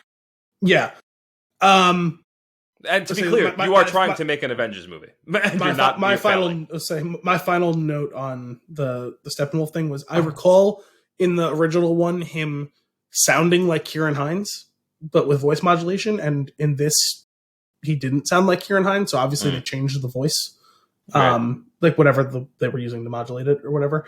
But yeah, getting back to the bigger picture of this, like, I get that it's his version of the movie, but he does know that he's allowed to have an editor, right? That was the thing. I was like, this is what happens when you don't have an editor. This is the joke that I've been making to you for the last couple of days. Like, it's not the Zack Snyder cut, it's the Zack Snyder expansion, because cut denotes that something was snipped out of there. And this is all of it. This is every bit of it. It is expanded. I would say I agree with you, but there was a cut, though. They should have added another hour in there to make me have any idea of Steppenwolf's motivation and why Darkseid wants to do the things that he's doing. You know what? This movie could have worked if there was an additional hour and they made it like Infinity War and Endgame. If you had an hour with the origins of the characters we didn't get, because we know who Batman is, more or less, right? We know who Diana is, and then we get the Cyborg movie plus the Flash stuff, and we already know that we're going to learn more about Arthur Curry, whatever. Like, he's the one unknown maybe who like is coming to it. And we know he's going to get his own movie, right? Right, but we also have the gift of hindsight in that we've seen the Aquaman movie. Yeah, so you have that whole thing, and that movie ends with them deciding to bring back Superman. Yeah. And then that's a good movie. The next one picks up with them trying to bring back Superman. Or they bring him back and he's a nightmare. And then it ends. So you go, we made a huge mistake. you go Brightburn for the last 15 minutes of that movie, and then you start with like the taming of the Superman. Yeah. And then the fact that we have to track down that final mother box that was stolen and all of that. And maybe that's where you get into some of the politicking about Darkseid and all of that. I'm going to pause right there on tracking down the mother boxes. The best thing that this movie did, the thing that actually earns it an entire point on the scale, is Steppenwolf actually refers to it as mother box instead of mother. And it just makes it an entirely different movie. Yeah, honestly, I cringed so hard in the theater watching this. Yeah. First of all, again, going back to the fact that it was Kieran Hines' voice behind the modulation. Mother! And I'm like, oh my god, stop! Also, why? What are these boxes? What are they doing? Why are we here? What does Darkseid want? What do you want? Who are you? Well, fair enough. In this movie, I actually felt like I understood all of that a little bit more than... Oh, definitely. They did a better job. They did a better job of explaining all that. Yeah. So, like... A better job, but there still needs to be more. Like, I understand what Darkseid is doing, but what is... He's just bad? Like, is he just bad? Is that his motivation? Like, what is he? Yeah, well, the reason he can't work as well as Thanos, right, is because Thanos wasn't after personal gain, right? He was in pursuit of his mad ideology. Mm-hmm. Darkseid is doing the Thanos thing, but just to claim for himself. So, inherently less interesting. Yeah. But how did he get to that point? How did he rise to power? Like, he just exists. Mother boxes. Mother! Mama! Ooh. Oh, man. So if you haven't, for those listening, if you haven't watched it, we talk about the pitch meetings on YouTube a lot on this show. If you haven't watched it, it is so good, especially because did they do a Snyder one? They did. Okay, because I must have seen the original one, but specifically because they ended up hitting on everything that I had a note on in the pitch meeting, and I was like, "Man, you guys are on point," and it's so good. One thing in particular, I no longer am frustrated by the. I never understood why it got to you. I'm not mad about that anymore, specifically because there's a new thing, and it's like every time she's on screen, every time. And it's also every time the Amazons are on screen. It happens every time. It's ridiculous. And they do a really great skit around that in the pitch meeting. And what? The music that they play now when she's what was the music? I can't hum it myself, but you'll have to watch it. Okay. I encourage you. It is so I mean, there fun. is definitely like an Amazon theme. But like, they I can't recall it in the pitch meeting. In that, while he's going through the pitch meeting, any time that he brings up Wonder Woman, he plays it on his phone. He just pulls his phone up and he plays the music again, and then he puts it down. I feel like I remember it being like clearly there's someone going like in the back, right? Yeah, I can't like quite get it, but like I do know like the gist. Like, I recall that there is a theme every time that they're on. Like, yeah. Oh man. Okay, so also, you know what? Hang on a second. Yeah. Why don't the Amazons and Atlanteans and the humans talk? Why don't they? They talk, converse. Because reasons, Al. Yeah. That was one that was unclear to me in the first one. We fought together and pushed back the beast of the universe that might have destroyed everything, but we can't get along. Well, but like they mentioned it in the opening, right? Mm-hmm. Where they said, they didn't trust each other and they make an alliance and then they go off each faction with their own mother box to protect and then never speak to each other again. And it's like, okay, but like, so what was the cause of that division? And then like, we even get a reference in this one, which I don't recall there being a reference in the original one where she says, this is the first time that an Atlantean and Amazon are getting together to do something in a long time. It's like, okay, here's your opportunity. Yeah, nope, what still no? Yeah. Okay. Let us know what happened there. What's going on? Nope. What's going on? Okay. Oh, nothing. Just going to keep moving forward. Cool. Got it. I will say for every cool thing they did where they expanded the story, they definitely introduced another thing where they just didn't go far enough. So like that. So like I thought it was awesome to see that whole battle, to actually bring Darkseid into the movie, show us a background, like show us him fighting all these people and all this ridiculous going on. That was really cool. And then we get the scene of Diana going into like that underground ruin, and she finds like all of this stuff about like the Amazons and Darkseid, and she's like looking at pictures and she's gasping at it, but we don't get anything. They don't explain it. She just seems to understand what that all means. And then we don't even really get the exposition after that. No, we don't. It's we just get the clip notes. Bad things are happening. Darkseid bad. Justice League good. Also, was Desaad in the first one? I want to say no. I don't think so. Also, who is the human that's standing? That's what I was going to say. I get like because they kept showing them like quickly at like a half glance in profile, and I was like, okay, they're going to do a reveal and show us who this is, right? And then like we get other reveals, like let's just throw in Martian Manhunter for no reason. Oh my god, no, not for no reason. Let's throw in Martian Manhunter to completely undermine the one beautiful emotional human scene that we had in the movie. Nope, it was a fluke. But then also, we're going to get a real one later, and right. Lois isn't going to be like, oh, it's so good to see you again, Martha. Oh, yes, it's been years. Well, what about like 3 days ago? That wasn't me. I don't know what you're talking about. No, we can't do that, though, because in the original cut of the movie, that didn't happen. But in this cut of the movie, it did happen, but also it's not real. Right. It did. But anyway, once we got the reveal that was Martian Manhunter, well, I guess that's who it was. Obviously, we get the reveal at the end of the movie or whatever, but like in the moment, I was like, oh, is that supposed to be Martian Man? And I'm not big on the DC side. I don't know a lot of the characters and backstories and mythology and all that. Yeah. So I just assumed, oh, we got that kind of cool reveal or whatever. I'm sure we'll figure out who that person is. He's wearing a cape, so maybe he's another Kryptonian. That could be interesting. Is it like Zod's long lost son or something like that? I don't know. Oh, looks like we'll never know. Whatever. Yeah. I don't really know much about Martian Manhunter, but I do know that was so forced into that scene and ruins the actual beautiful thing that was happening on screen. Yes. Which is just a shame, right? Because like I feel like it's like, oh, you almost had it, and then you just screwed it up. I will say, I think I liked Cyborg's. I liked getting to know Cyborg's backstory.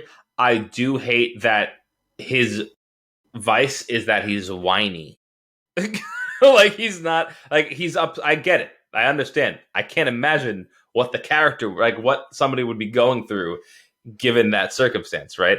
But we don't have time to deal with that because you're not giving us a Cyborg movie. So we need to skip over the part where he's a little bitch about it. Because we just don't have time for it. Well, I actually liked the arc of the character. I think they could have tightened some of that part of it. Yeah, maybe. But still giving us the rest of it if this is the only... Because I remember in the original one, did not give a shit about the character, and the character seemed largely useless. Like, I don't remember him accomplishing anything in the movie. No.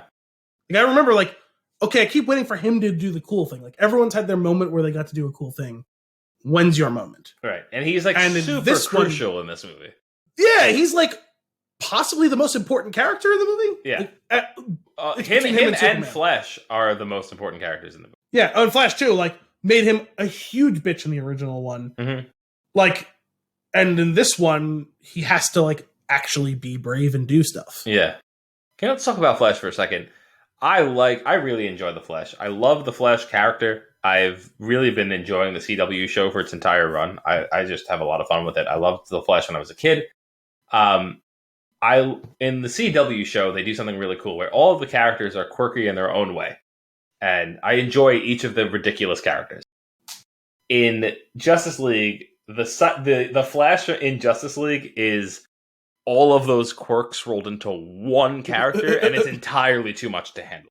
And yet, still more likable in this version than in the original. Yeah, that's true. The whole thing with him saving Iris and the dogs and the way that he grabbed the hot dog in slow motion, all of that I actually thought was really funny, and I appreciated that. I also think it was really cool to see him like he's living in this like his moment of peace is actually while everybody else is going so fast and he's just slowing it down. Like that was kind of cool. I enjoyed the way that they played that out, and then also really awesome the implications so obviously we've been jumping all over the place. So at the end of the movie, the implication of like they lose. I think that's great storytelling. I loved that. That was during the portion of the movie that it coincides with the hour of good movie.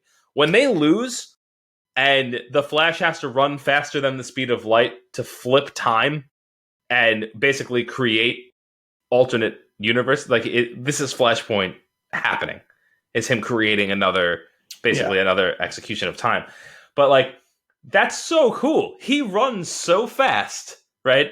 That the world is destroyed, and he's running faster than it being destroyed, and it's undestroying itself under his feet. That was a really cool scene. To the point of it like all coinciding and reversing, and then Cyborg going into the box before the Union. Yes. I really liked that. That was very Flash. Except it ruins the stakes when it happens back to back.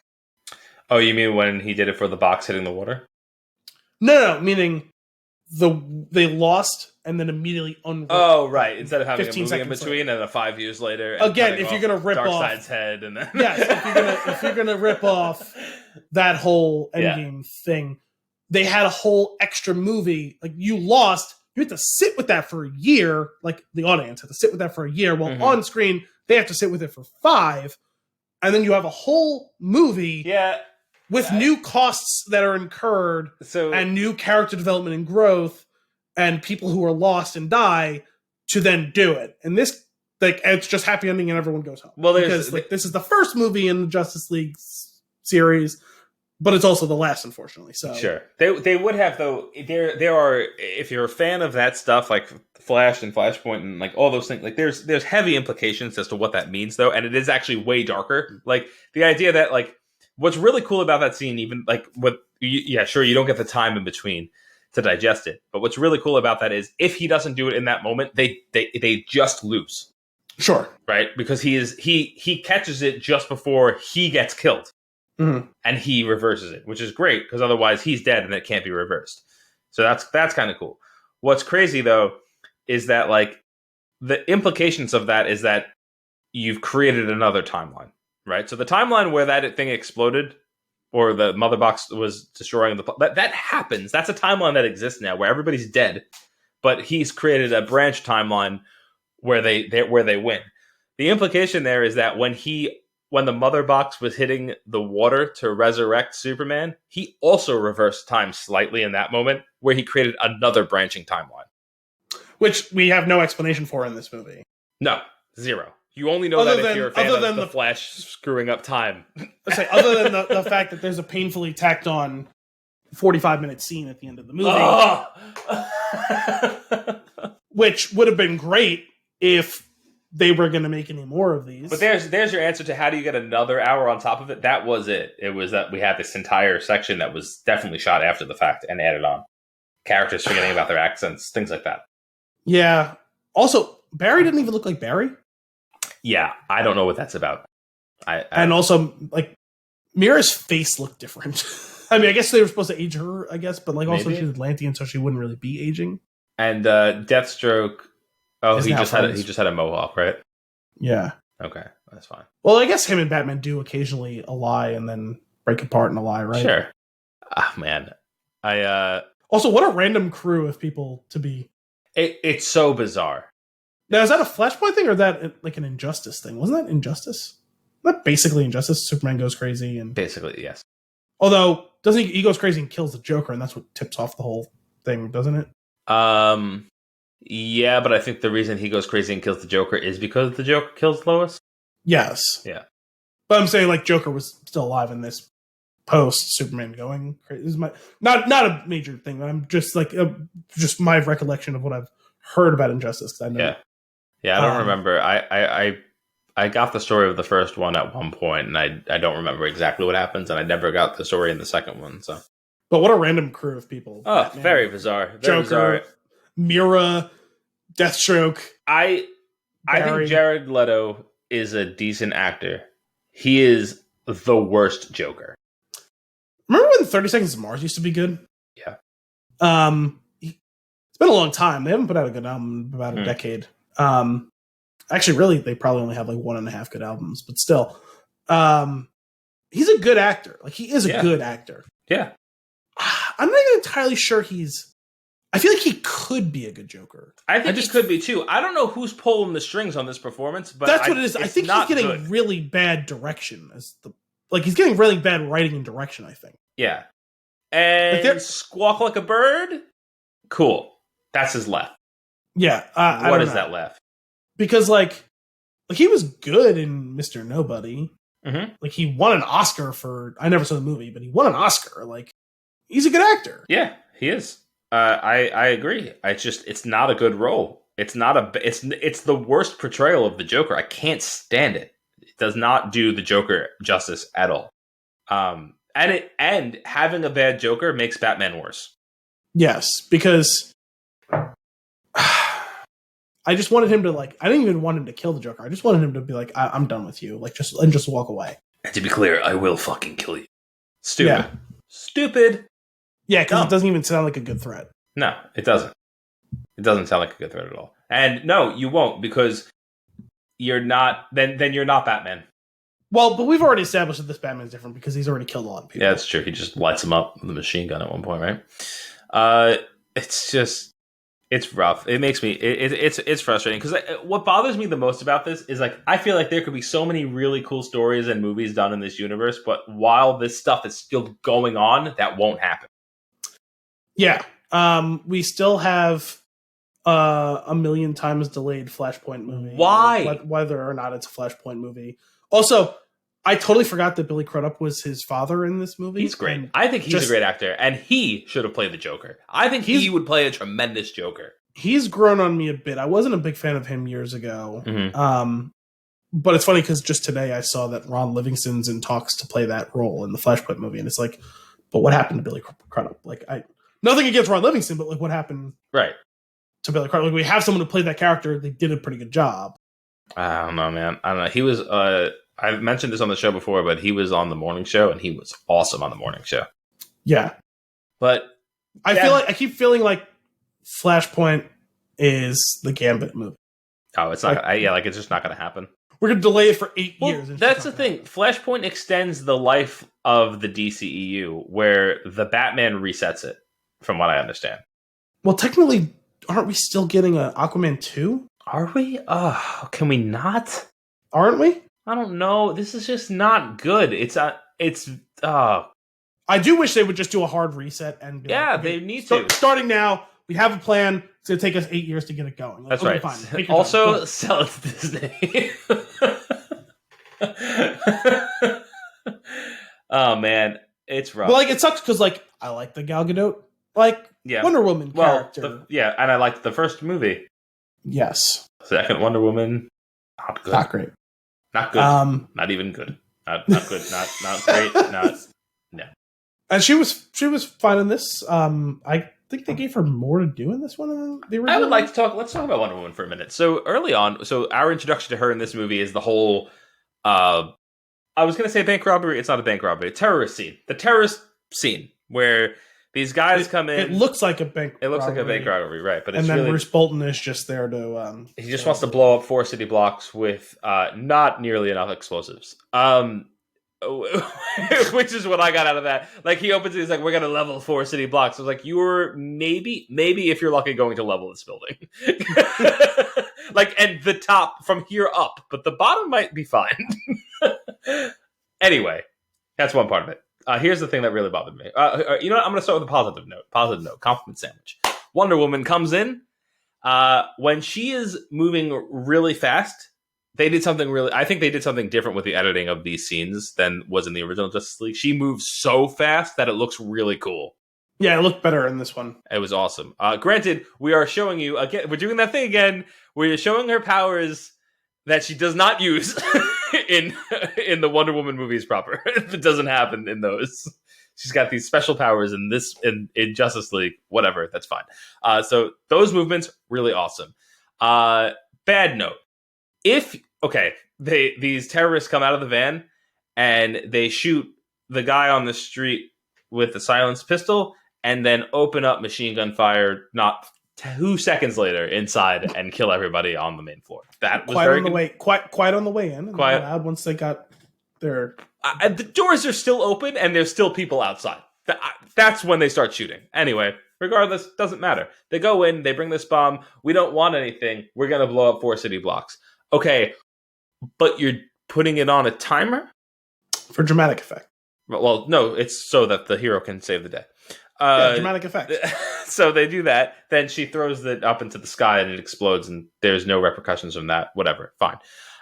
Then she does the really awesome movement where she's blocking all the bullets. That was the one that was like super sped up that I thought was really cool. But then she does the whole clicks her wrists together, and the guy gets pushed out the window, but he doesn't just get pushed out the window. There's a legit insane explosion with a lot of fire.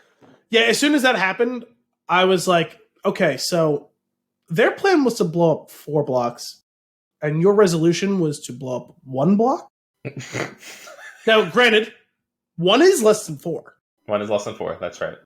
But considering how you've handled him to this point, was there not a less explosive way to handle him? Now, so I hear what you're saying. I hear where your frustration is. And I would agree that that's where my frustration would lie too. But it's not. Because they go one step further and make it even worse in that, where did the explosion come from? She does the wrist thing later on in the movie. It's just like a force wave of air. There's no fire. It's always been like an energy blast, I guess. But what would but not exploded? fire specifically. Yeah, what was not the something fire that looks like and black smoke? Yes. Like, what was that? No, it's garbage. Absolutely ridiculous. So that's stupid. Well, I guess you could make it plausible by saying because she blew out like the wall, maybe it blew out a gas line or something. You could, but you would be wrong because the gas line wouldn't be on the outside wall like that. Well, meaning like it's between the inner wall and the outer wall, and all of it got blown out. So sure, the entire thing is on fire. So whatever. We're not even. But I will grant you, yes, it probably shouldn't look like a conventional explosion. But right, and you also probably shouldn't do that much damage. Yeah, well, like, and that's what got me. Was also, everybody on the street is dead from falling bricks. Probably, yeah. Right? Okay. No, this is Home Alone. She hits her wrists together. She explodes the entire floor. And I guess, to be clear, the fire of that explosion only goes outwards. And there's no residual damage or effects, or even the inside of the room is actually fine. It does not have any damage. Not even a ruptured eardrum. Not even a ruptured eardrum. And so we do that. Then we kill everybody on the street off screen, and we turn to a little girl and go, "You could be anything you want." And the whole scene wrapped up together makes me go, "What the fuck just happened?" I'm telling you, everyone on that street is fine. It's the Home Alone connected universe. And they can all survive. They can all survive. Oh my goodness. My next note on here was the Martha Kent Lois Lane scene was completely thrown away by introducing Martian Manhunter there, which was silly. And also, like, I will say, all of her time on screen was a total waste of time up until the point that Superman. Yes. Like, you can give the first scene of her being depressed, but not 12. And then she comes back to be to be Superman's like kryptonite. And like, okay, now we've established that she's still around, and like this is huge for her or whatever. Considering they undermined that one scene that was good and touching and emotional with her, it made all of the rest of the screen time that she was on prior to that point useless and pointless and just padding out the runtime. Like, none of it has any emotional heft when the only emotional scene gets immediately undermined by an Easter egg. Yeah, it's stupid. So it basically means that you wasted 15 more minutes of this 4-hour. The city that they're in, I think they established in Batman v Superman that it's like the way that their universe is set up. It seems like Metropolis is like across the water from Gotham. Was that like a thing? Yeah, it's an Oakland, San Francisco situation. Okay. Is Metropolis in Kansas? No. Where is it? I don't know. Okay, so here's my question. This is where I will say this. There is a Cannon, Kansas, right? Yes. What state is Metropolis and Gotham in? That's what I don't know. This is where the question comes in. I mean, I'm assuming it's California because it seems like it's a San Francisco Bay situation. Follow me on this journey. Superman, we resurrect Superman. We lose the last mother box. We know where it is because of a stupid thing that was completely unnecessary. That dad dies for no reason. No, actually, I didn't mind that because he superheated the box. Whatever, they could have found it. I don't buy it. Look for an energy signature. I'm sure that would be enough. You can always look for an energy signature. It's a superhero movie. That's how this stuff works. I will grant you it was dramatic, and while it was going on, I'm like, I don't know what his end game is here. Yeah. And then we got some cyborg exposition. Mm-hmm. You haven't listened to enough Cinephobe to enjoy the different exposition jokes that they come up with across all of that, but we got some cyborg exposition. Mm-hmm. He didn't kill himself. He superheated the box. It's like, oh, okay, yeah, no, that makes sense. We established the whole thing about the energy and how much it can absorb, and it's like the hottest thing in the universe or whatever, blah, blah, blah. Okay, fine, fair enough. And I guess it's emotional because now all of a sudden you care about your dad only after he's died. So, right. Fair enough. That's a classic story. You don't know what you had until you lose it and all. So, yeah, no, fine. As far as storytelling goes, that was subtle as far as storytelling goes. So we'll allow that one. And they realize, okay, we got to take care of this. He's got all 3 boxes. It sounds like this happens pretty quickly. They come together, they sync, and then whatever. So we got to go stop this shit. It's a shame that whole Superman thing didn't work out. But I have faith. That's literally what we go on. Hopefully it'll work out. Alfred, be cool. Superman will be back soon. All that happens, right? In the meantime, Lois gets to Kansas, or does Superman fly her there? Because I missed that. I don't. Oh no. Yeah, Superman. Yeah, because when did he pick her up? When she like calms him down. Yeah, he hugs her and they fly away. Okay, good. And then they land in Kansas. Thank God, because I was real confused for a while there, and I was like, did they? Maybe I like looked away for a second, but I was like, did she drive to Kansas in this time? He scooped her up. They flew away. Okay. And they landed in all right, Kansas. that works. Cool. I have a question though, as far as his resurrection scene goes. Mm-hmm. Why is he resurrected shirtless, other than just to show him off shirtless? Do we need a reason? I'm just saying You want to know why he was resurrected shirtless? Cavill's gavels. That's why. I'm just saying they gingerly lifted him from his coffin. He was in a suit, as people are often buried. Mm-hmm. He was laid down, fully suited, and shooed. Sure. Into the water. Yep. And emerged barefoot and bare-chested. That's right, because we all know that electricity rips through your shoes and t-shirts, but pants are resilient. Like, if they wanted to have butt-naked Superman, because, like, he just buzzed out of all of it, okay. Like, what if they wouldn't have been the choice I made, but, like, okay. And they did, like, I mean, it's R, but, like, why is this movie rated R? They said fuck a couple times. Oh, okay. But if they went full R rating and they're just like, oh no, like, he's just butt naked during that entire scene, that would have been hilarious. Well, at least it would have been consistent, though, is my point. Yeah. Where did his shirt and shoes go? Yeah. But that his pants are still there. Like, right. I'll grant you, Superman going nuts in a sopping wet suit would have looked ridiculous. Yes. But no more ridiculous than him showing up at first fully clothed and then only partially clothed. Like, it wasn't even like he had, like, tatters of clothes and, like, the pants were, like, ripped but was still on him. Because I would have given him that, and, like, he pulls away a shard of shirt off of him. Like, fair. Totally fair. But, like, totally normal pants. No shirt and shoes. No shirt and shoes. Hey, man, I'm with you. I'm not arguing. Let's talk about my next issue. We get to the farm at the end of the movie. All is well and good. I guess Batman did drive, to be clear. Right? And then he's like, how did you get the house back from the bank? And I was like, I'm Batman. I'm rich and nuts. I could buy the house back from the bank. No, the solution was he bought the bank. No, he did not buy the bank. He bought the house back from the bank. It was cooler in Inception when what's his name buys the airline. Okay. Remember that where he goes, how do we buy the pilots and the stewardess or whatever. He goes, I bought the whole airline. I thought it was neater. Yeah. Like, that was a good line. That's cool. And also it makes sense. It was a good cover-up. It hides the tracks. This is stupid. I bought the bank? I bought the bank. All Batman has to do, Bruce Wayne has to do is walk in. You just recently foreclosed on the house. How much were they in debt for? Right. I will give you 2 times that amount of money. Please give me the Right. house. No, instead he buys the bank and then makes a tremendously flawed financial decision of just giving one of their foreclosed properties away. Anyway, and then we got the quick. Actually, that would have worked better. Congratulations, because we showed you a pregnancy test earlier in the movie, so there was that too. Wait, what?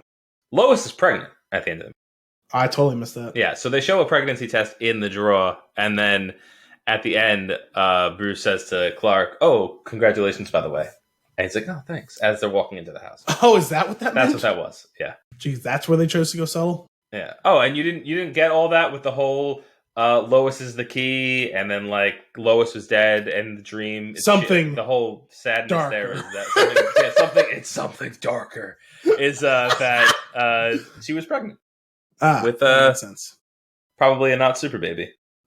So, God, how many things fucking rip off? This is just Anakin. This is just Anakin. The only way they could have sex is if you wore a kryptonite condom. And that would kill him. Bodhi talking about the finer points of procreation between humans and Kryptonians is an all-time conversation. It really is. Oh my goodness. So just when you think the movie's over, there's like a lot more. There's a lot more, right? We get the original. Wait, hang on a second. To bring it full circle. That's all of the movie. But there's so much more horrible voiceover and the end of fucking Wonder Woman 1984. Yep. So we get the original post-credit shit with Jesse Eisenberg and the boat, which was fine if that was ever going to exist. The Batman or whatever. Yep. Extended a little bit longer, which I think was cool. Then that was like, okay, that's it. And then it's like, nope. Now we get the whole, and then when that was over, I was like, thank God we're done with this. And I was like, oh, wait a minute. They didn't do the Joker scene yet. God, how much more to this movie is there? The worst part about it was it's not even Lord of the Rings ending, because these are all just non sequitur scenes. Like, they just were like, we didn't really have a great place for these to fit into the movie, so we're just going to kind of throw them here. Yeah. So stupid. Then we get this ridiculous post-apocalyptic scene, which is really just an excuse to do this whole like desert bat costume, which it was just an extended proof of concept. It looks pretty. The costume looks pretty cool. I'm not gonna lie. I like the trench coat with the glasses and the thing. It made me have a moment of like mental insecurity. Like, did I like misremember things? Because I couldn't remember the extended Parademon dream, if that was in the original Justice League or if that was in Batman vs Superman. Oh yeah, I don't know. Those movies have completely merged together for me. And then of course they're all chit-chatting, bickering, and then it's like you hear Joker squawking off to the side, and he's just got all of these lines that are supposed to sound so cool and be like so exciting and revealing, but they're all bullshit. It's horribly written. It's terrible. And this is why I was saying, like, I don't even know if it's all like, he definitely went a certain direction with the character, and like it's not working. But like it feels like it could be salvaged if it was being written and directed, because all the lines they gave him are terrible, and like they never are like, hey, tighten it up a little bit. It's been 4 minutes between lines you've delivered. But it's a good call I think it was like non sequiturception though, because inside of this non sequitur scenes are his lines, which are all non sequitur. Yeah, and it's just like them. They're like talking in circles and riddles that only the two of them understand, because they're so, which is very Batman and Joker, which is fine. It's just that it sucks. Like the writing, the dialogue in that sequence is not good. Also, considering they've shared about 90 seconds of screen time. That's the thing. There's no actual history. He says the whole thing. You can't kill me. You need me. It was like, no. That's the Nolan. That's the Nolan thing. That's all Batman Joker things that have an established relationship between the Batman and Joker. You have not earned that. Again, same thing with the whole. You were trying to make an Avengers movie without building up the characters. You haven't earned this. You can't do it yet. You have to put the work in. Also, could you imagine like getting in the costume like the rest of them do, and all getting one line while the two of them talk for 45 minutes? Oh my god. And then the whole like back and forth thing. Okay, so we're going with the whole. We really want to make sure that there's a Joker in a cinematic live action version of Batman where the Joker killed Robin, and you just think it's so cool that you know that bit of Batman lore, so you want to put it in here. That's what that was. Yeah, They didn't show it. Showing it and doing that, and the emotional turmoil of Batman having to deal with the death of Robin. We never even established that there was a Robin. I know. Well, there was, because he said that he killed him.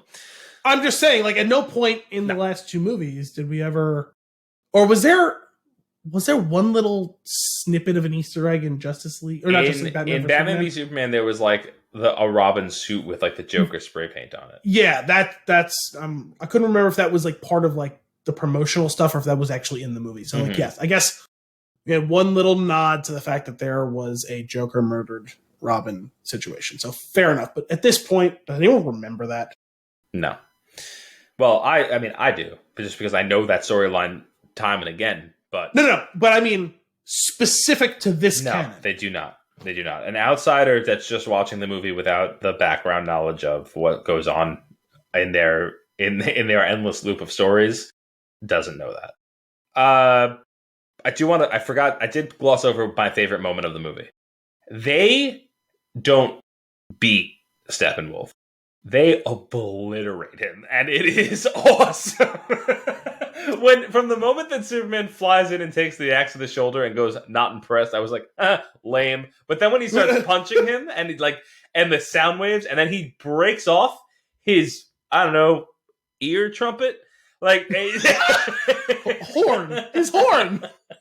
His ear trumpet. You don't know what's under that armor. He's not an 80-year-old man in the 1700s. I thought he was, what's his name? Ted Levine from Wild Wild West. That was him, right? Bloodbath McGrath. Bloodbath McGrath. See, I was thinking of Heath Ledger's father-in-law in The Patriot. That guy had some great lines. Where I'd like to call on Anne. Of course you call yourself a man.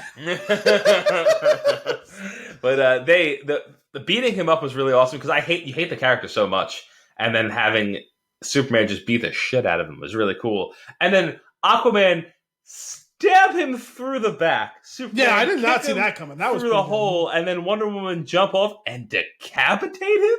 Oh yeah! Holy shit! I was like, okay, we're not in the MCU anymore. That little bit was cathartic for sure. That was awesome. And then Darkseid being annoyed and stepping on his face, and then be like, we'll do it the old-fashioned way. I was like, this is not...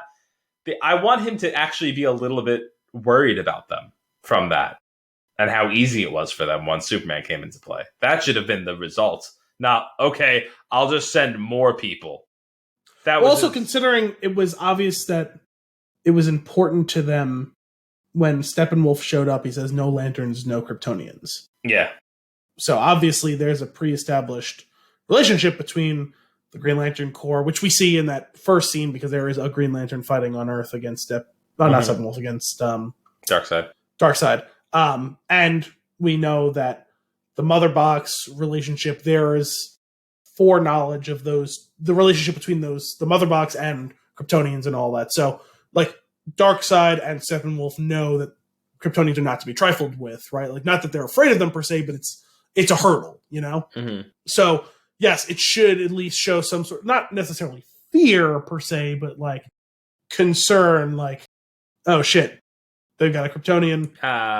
They've rendered they've rendered my Mother Boxes useless. This won't be easy, type of thing, you know? Mm-hmm. Ugh. Anyway. They didn't do that. They were just like, okay, I'm going to send more fly people. That was his answer.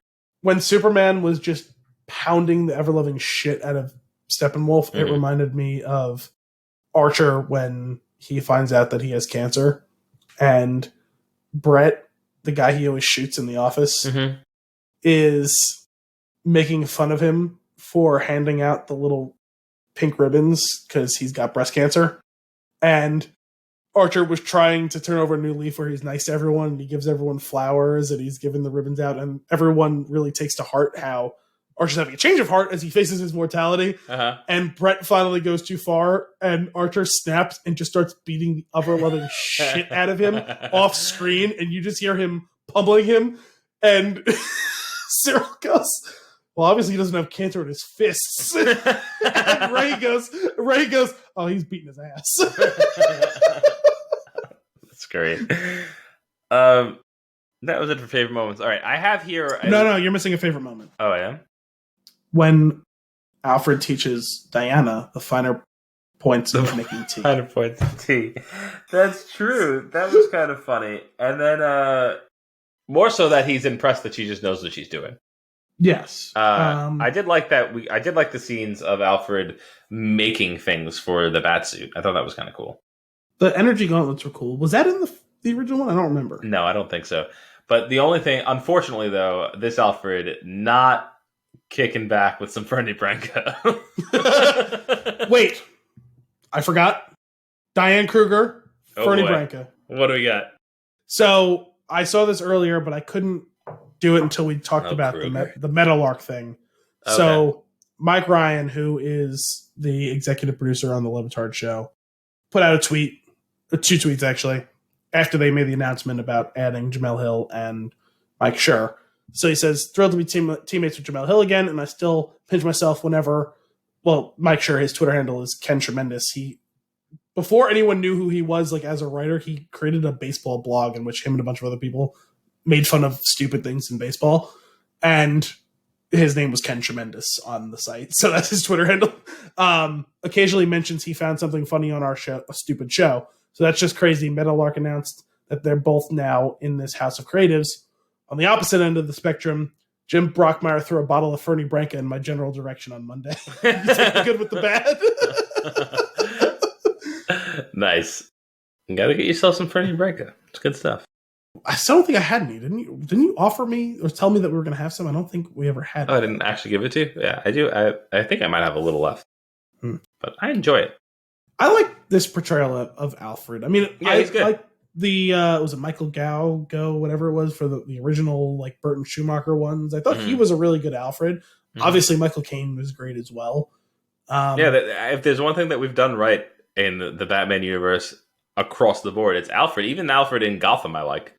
I never saw that, so I don't know. But yeah, no, I mean Jeremy Irons is great and also, but yeah, he was a good portrayal. I liked him in this. He gave a little bit of the softer side, but also you got some of the softer side that you saw with Michael Caine, but you also saw the kind of the tough as nails bit of it with Jeremy Irons, which I think he gives you some of that like steel in the spine like type of thing that maybe Michael Caine didn't do or wouldn't do.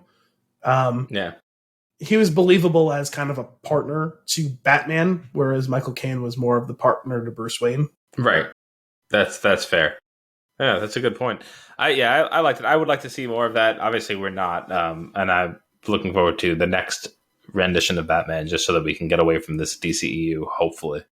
But I have here a list of changes that I was able to confirm were different. I'm sure this is not all of them. That would be helpful to me because, I said, I did struggle some with picking them out. First thing is the opening of the movie. We have the Superman death cry triggering like the mother boxes waking up.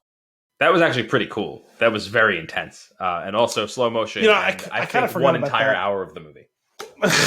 I kind of forgot about that by the time that they made that connection when in like towards the latter part of the movie where they were saying, oh, they didn't come awake until Superman like died or whatever. And like that. I kind of forgot about that because I kind of forgot about the Iron Fleet. I kind of forgot about that because I watched it across 2 nights, like basically half and half. So I forgot that was the very opening scene and that they literally show them getting triggered awake by him dying.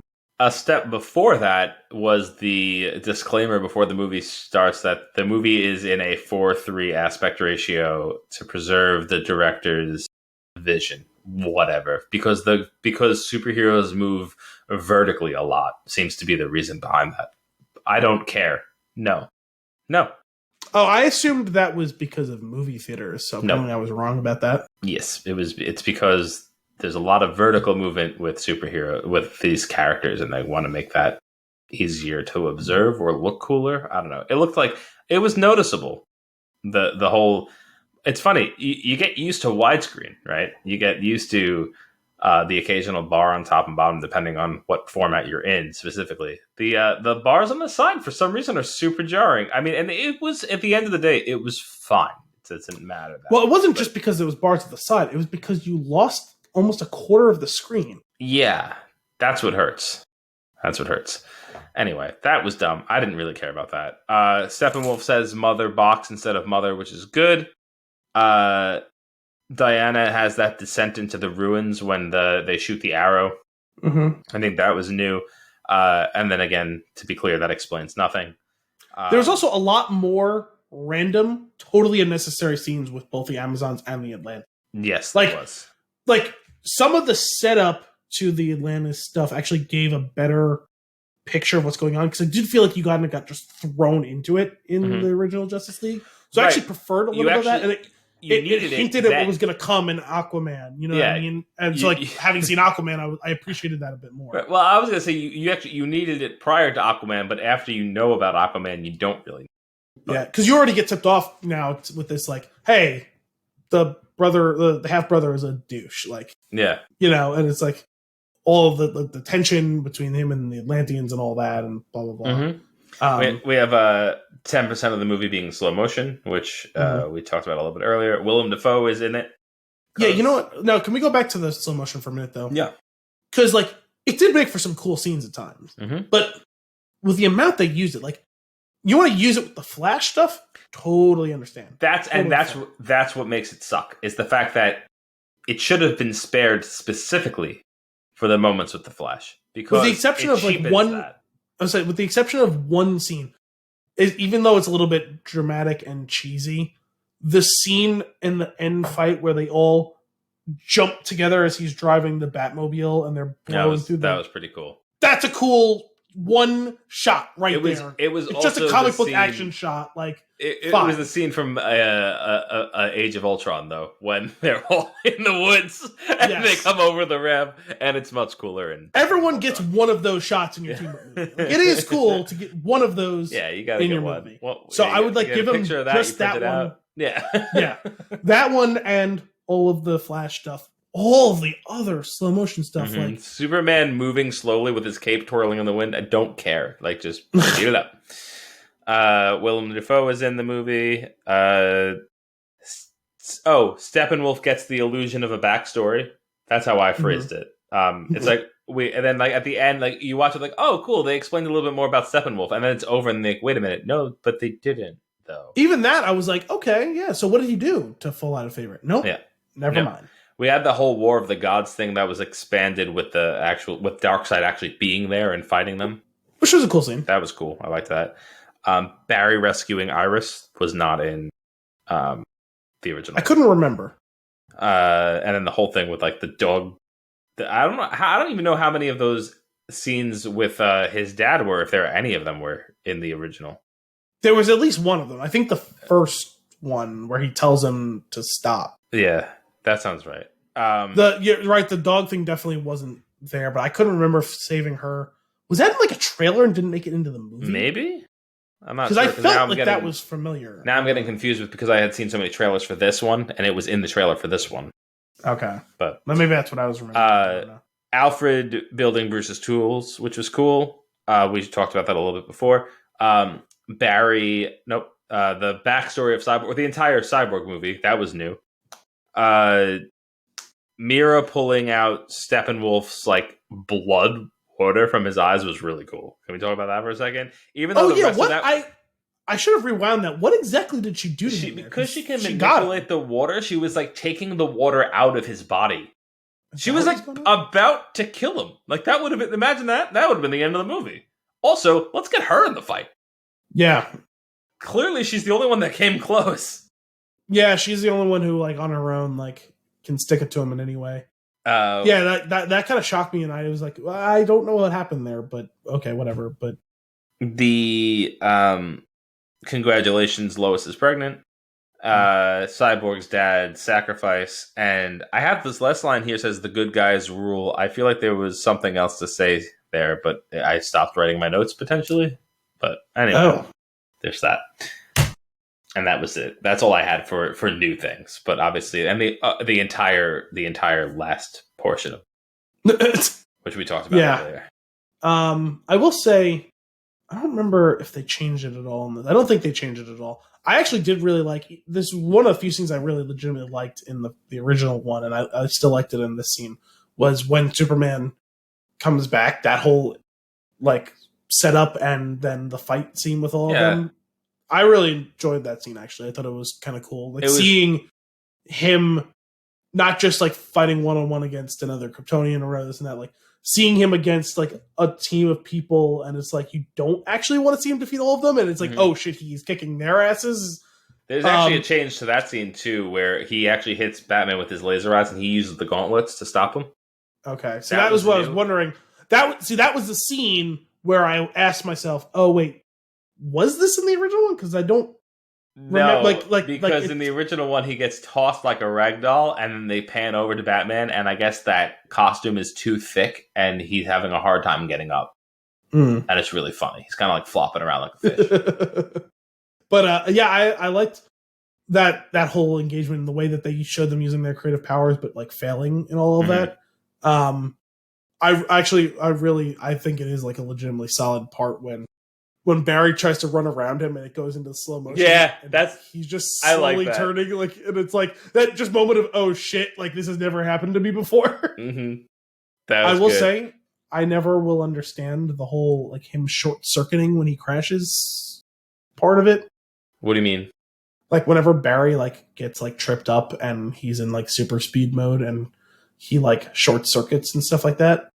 Like I never really understood. You mean when like the electricity shows on him? Like around him? There's a bunch of different times in this movie, like in that part where like he's running super fast and like he gets tripped and he crashes and like electrocutes himself. Yeah, he's not. I don't think he really is getting electrocuted. It's just like all the electricity that he's generating is just like they're just showing it around him. But it seems like he's getting injured from it. Oh, I think he's getting injured from slamming into the wall or whatever it is that he messed up and tripped over. I guess so. It's just, well, like when he's getting like hit, like, okay, fine, like that's a forced error, but there's a couple of unforced errors that happen in all of this, which is a little confusing to me. Like, because I feel like it would be something that would happen to him all the time if he was that much of a klutz, and like he would never accomplish anything really. Yeah. Also, I still can't get over how uncomfortable he looks running. I really hate how he runs. It doesn't make it's so weird. The floppy arm thing. Yes. So weird. No one runs that way. No one has ever run that way. Yeah, it's terrible. It's the least efficient way one could run. And you're telling me this is the fastest guy in the world? Yeah. Think about how fast he would be if he ran with good form. He ran like the T-1000. T-1000, great form. Yeah, back straight, arms pumping at his sides, tight to his sides. Yeah. Oh, man. Al, do you have anything else on this train wreck?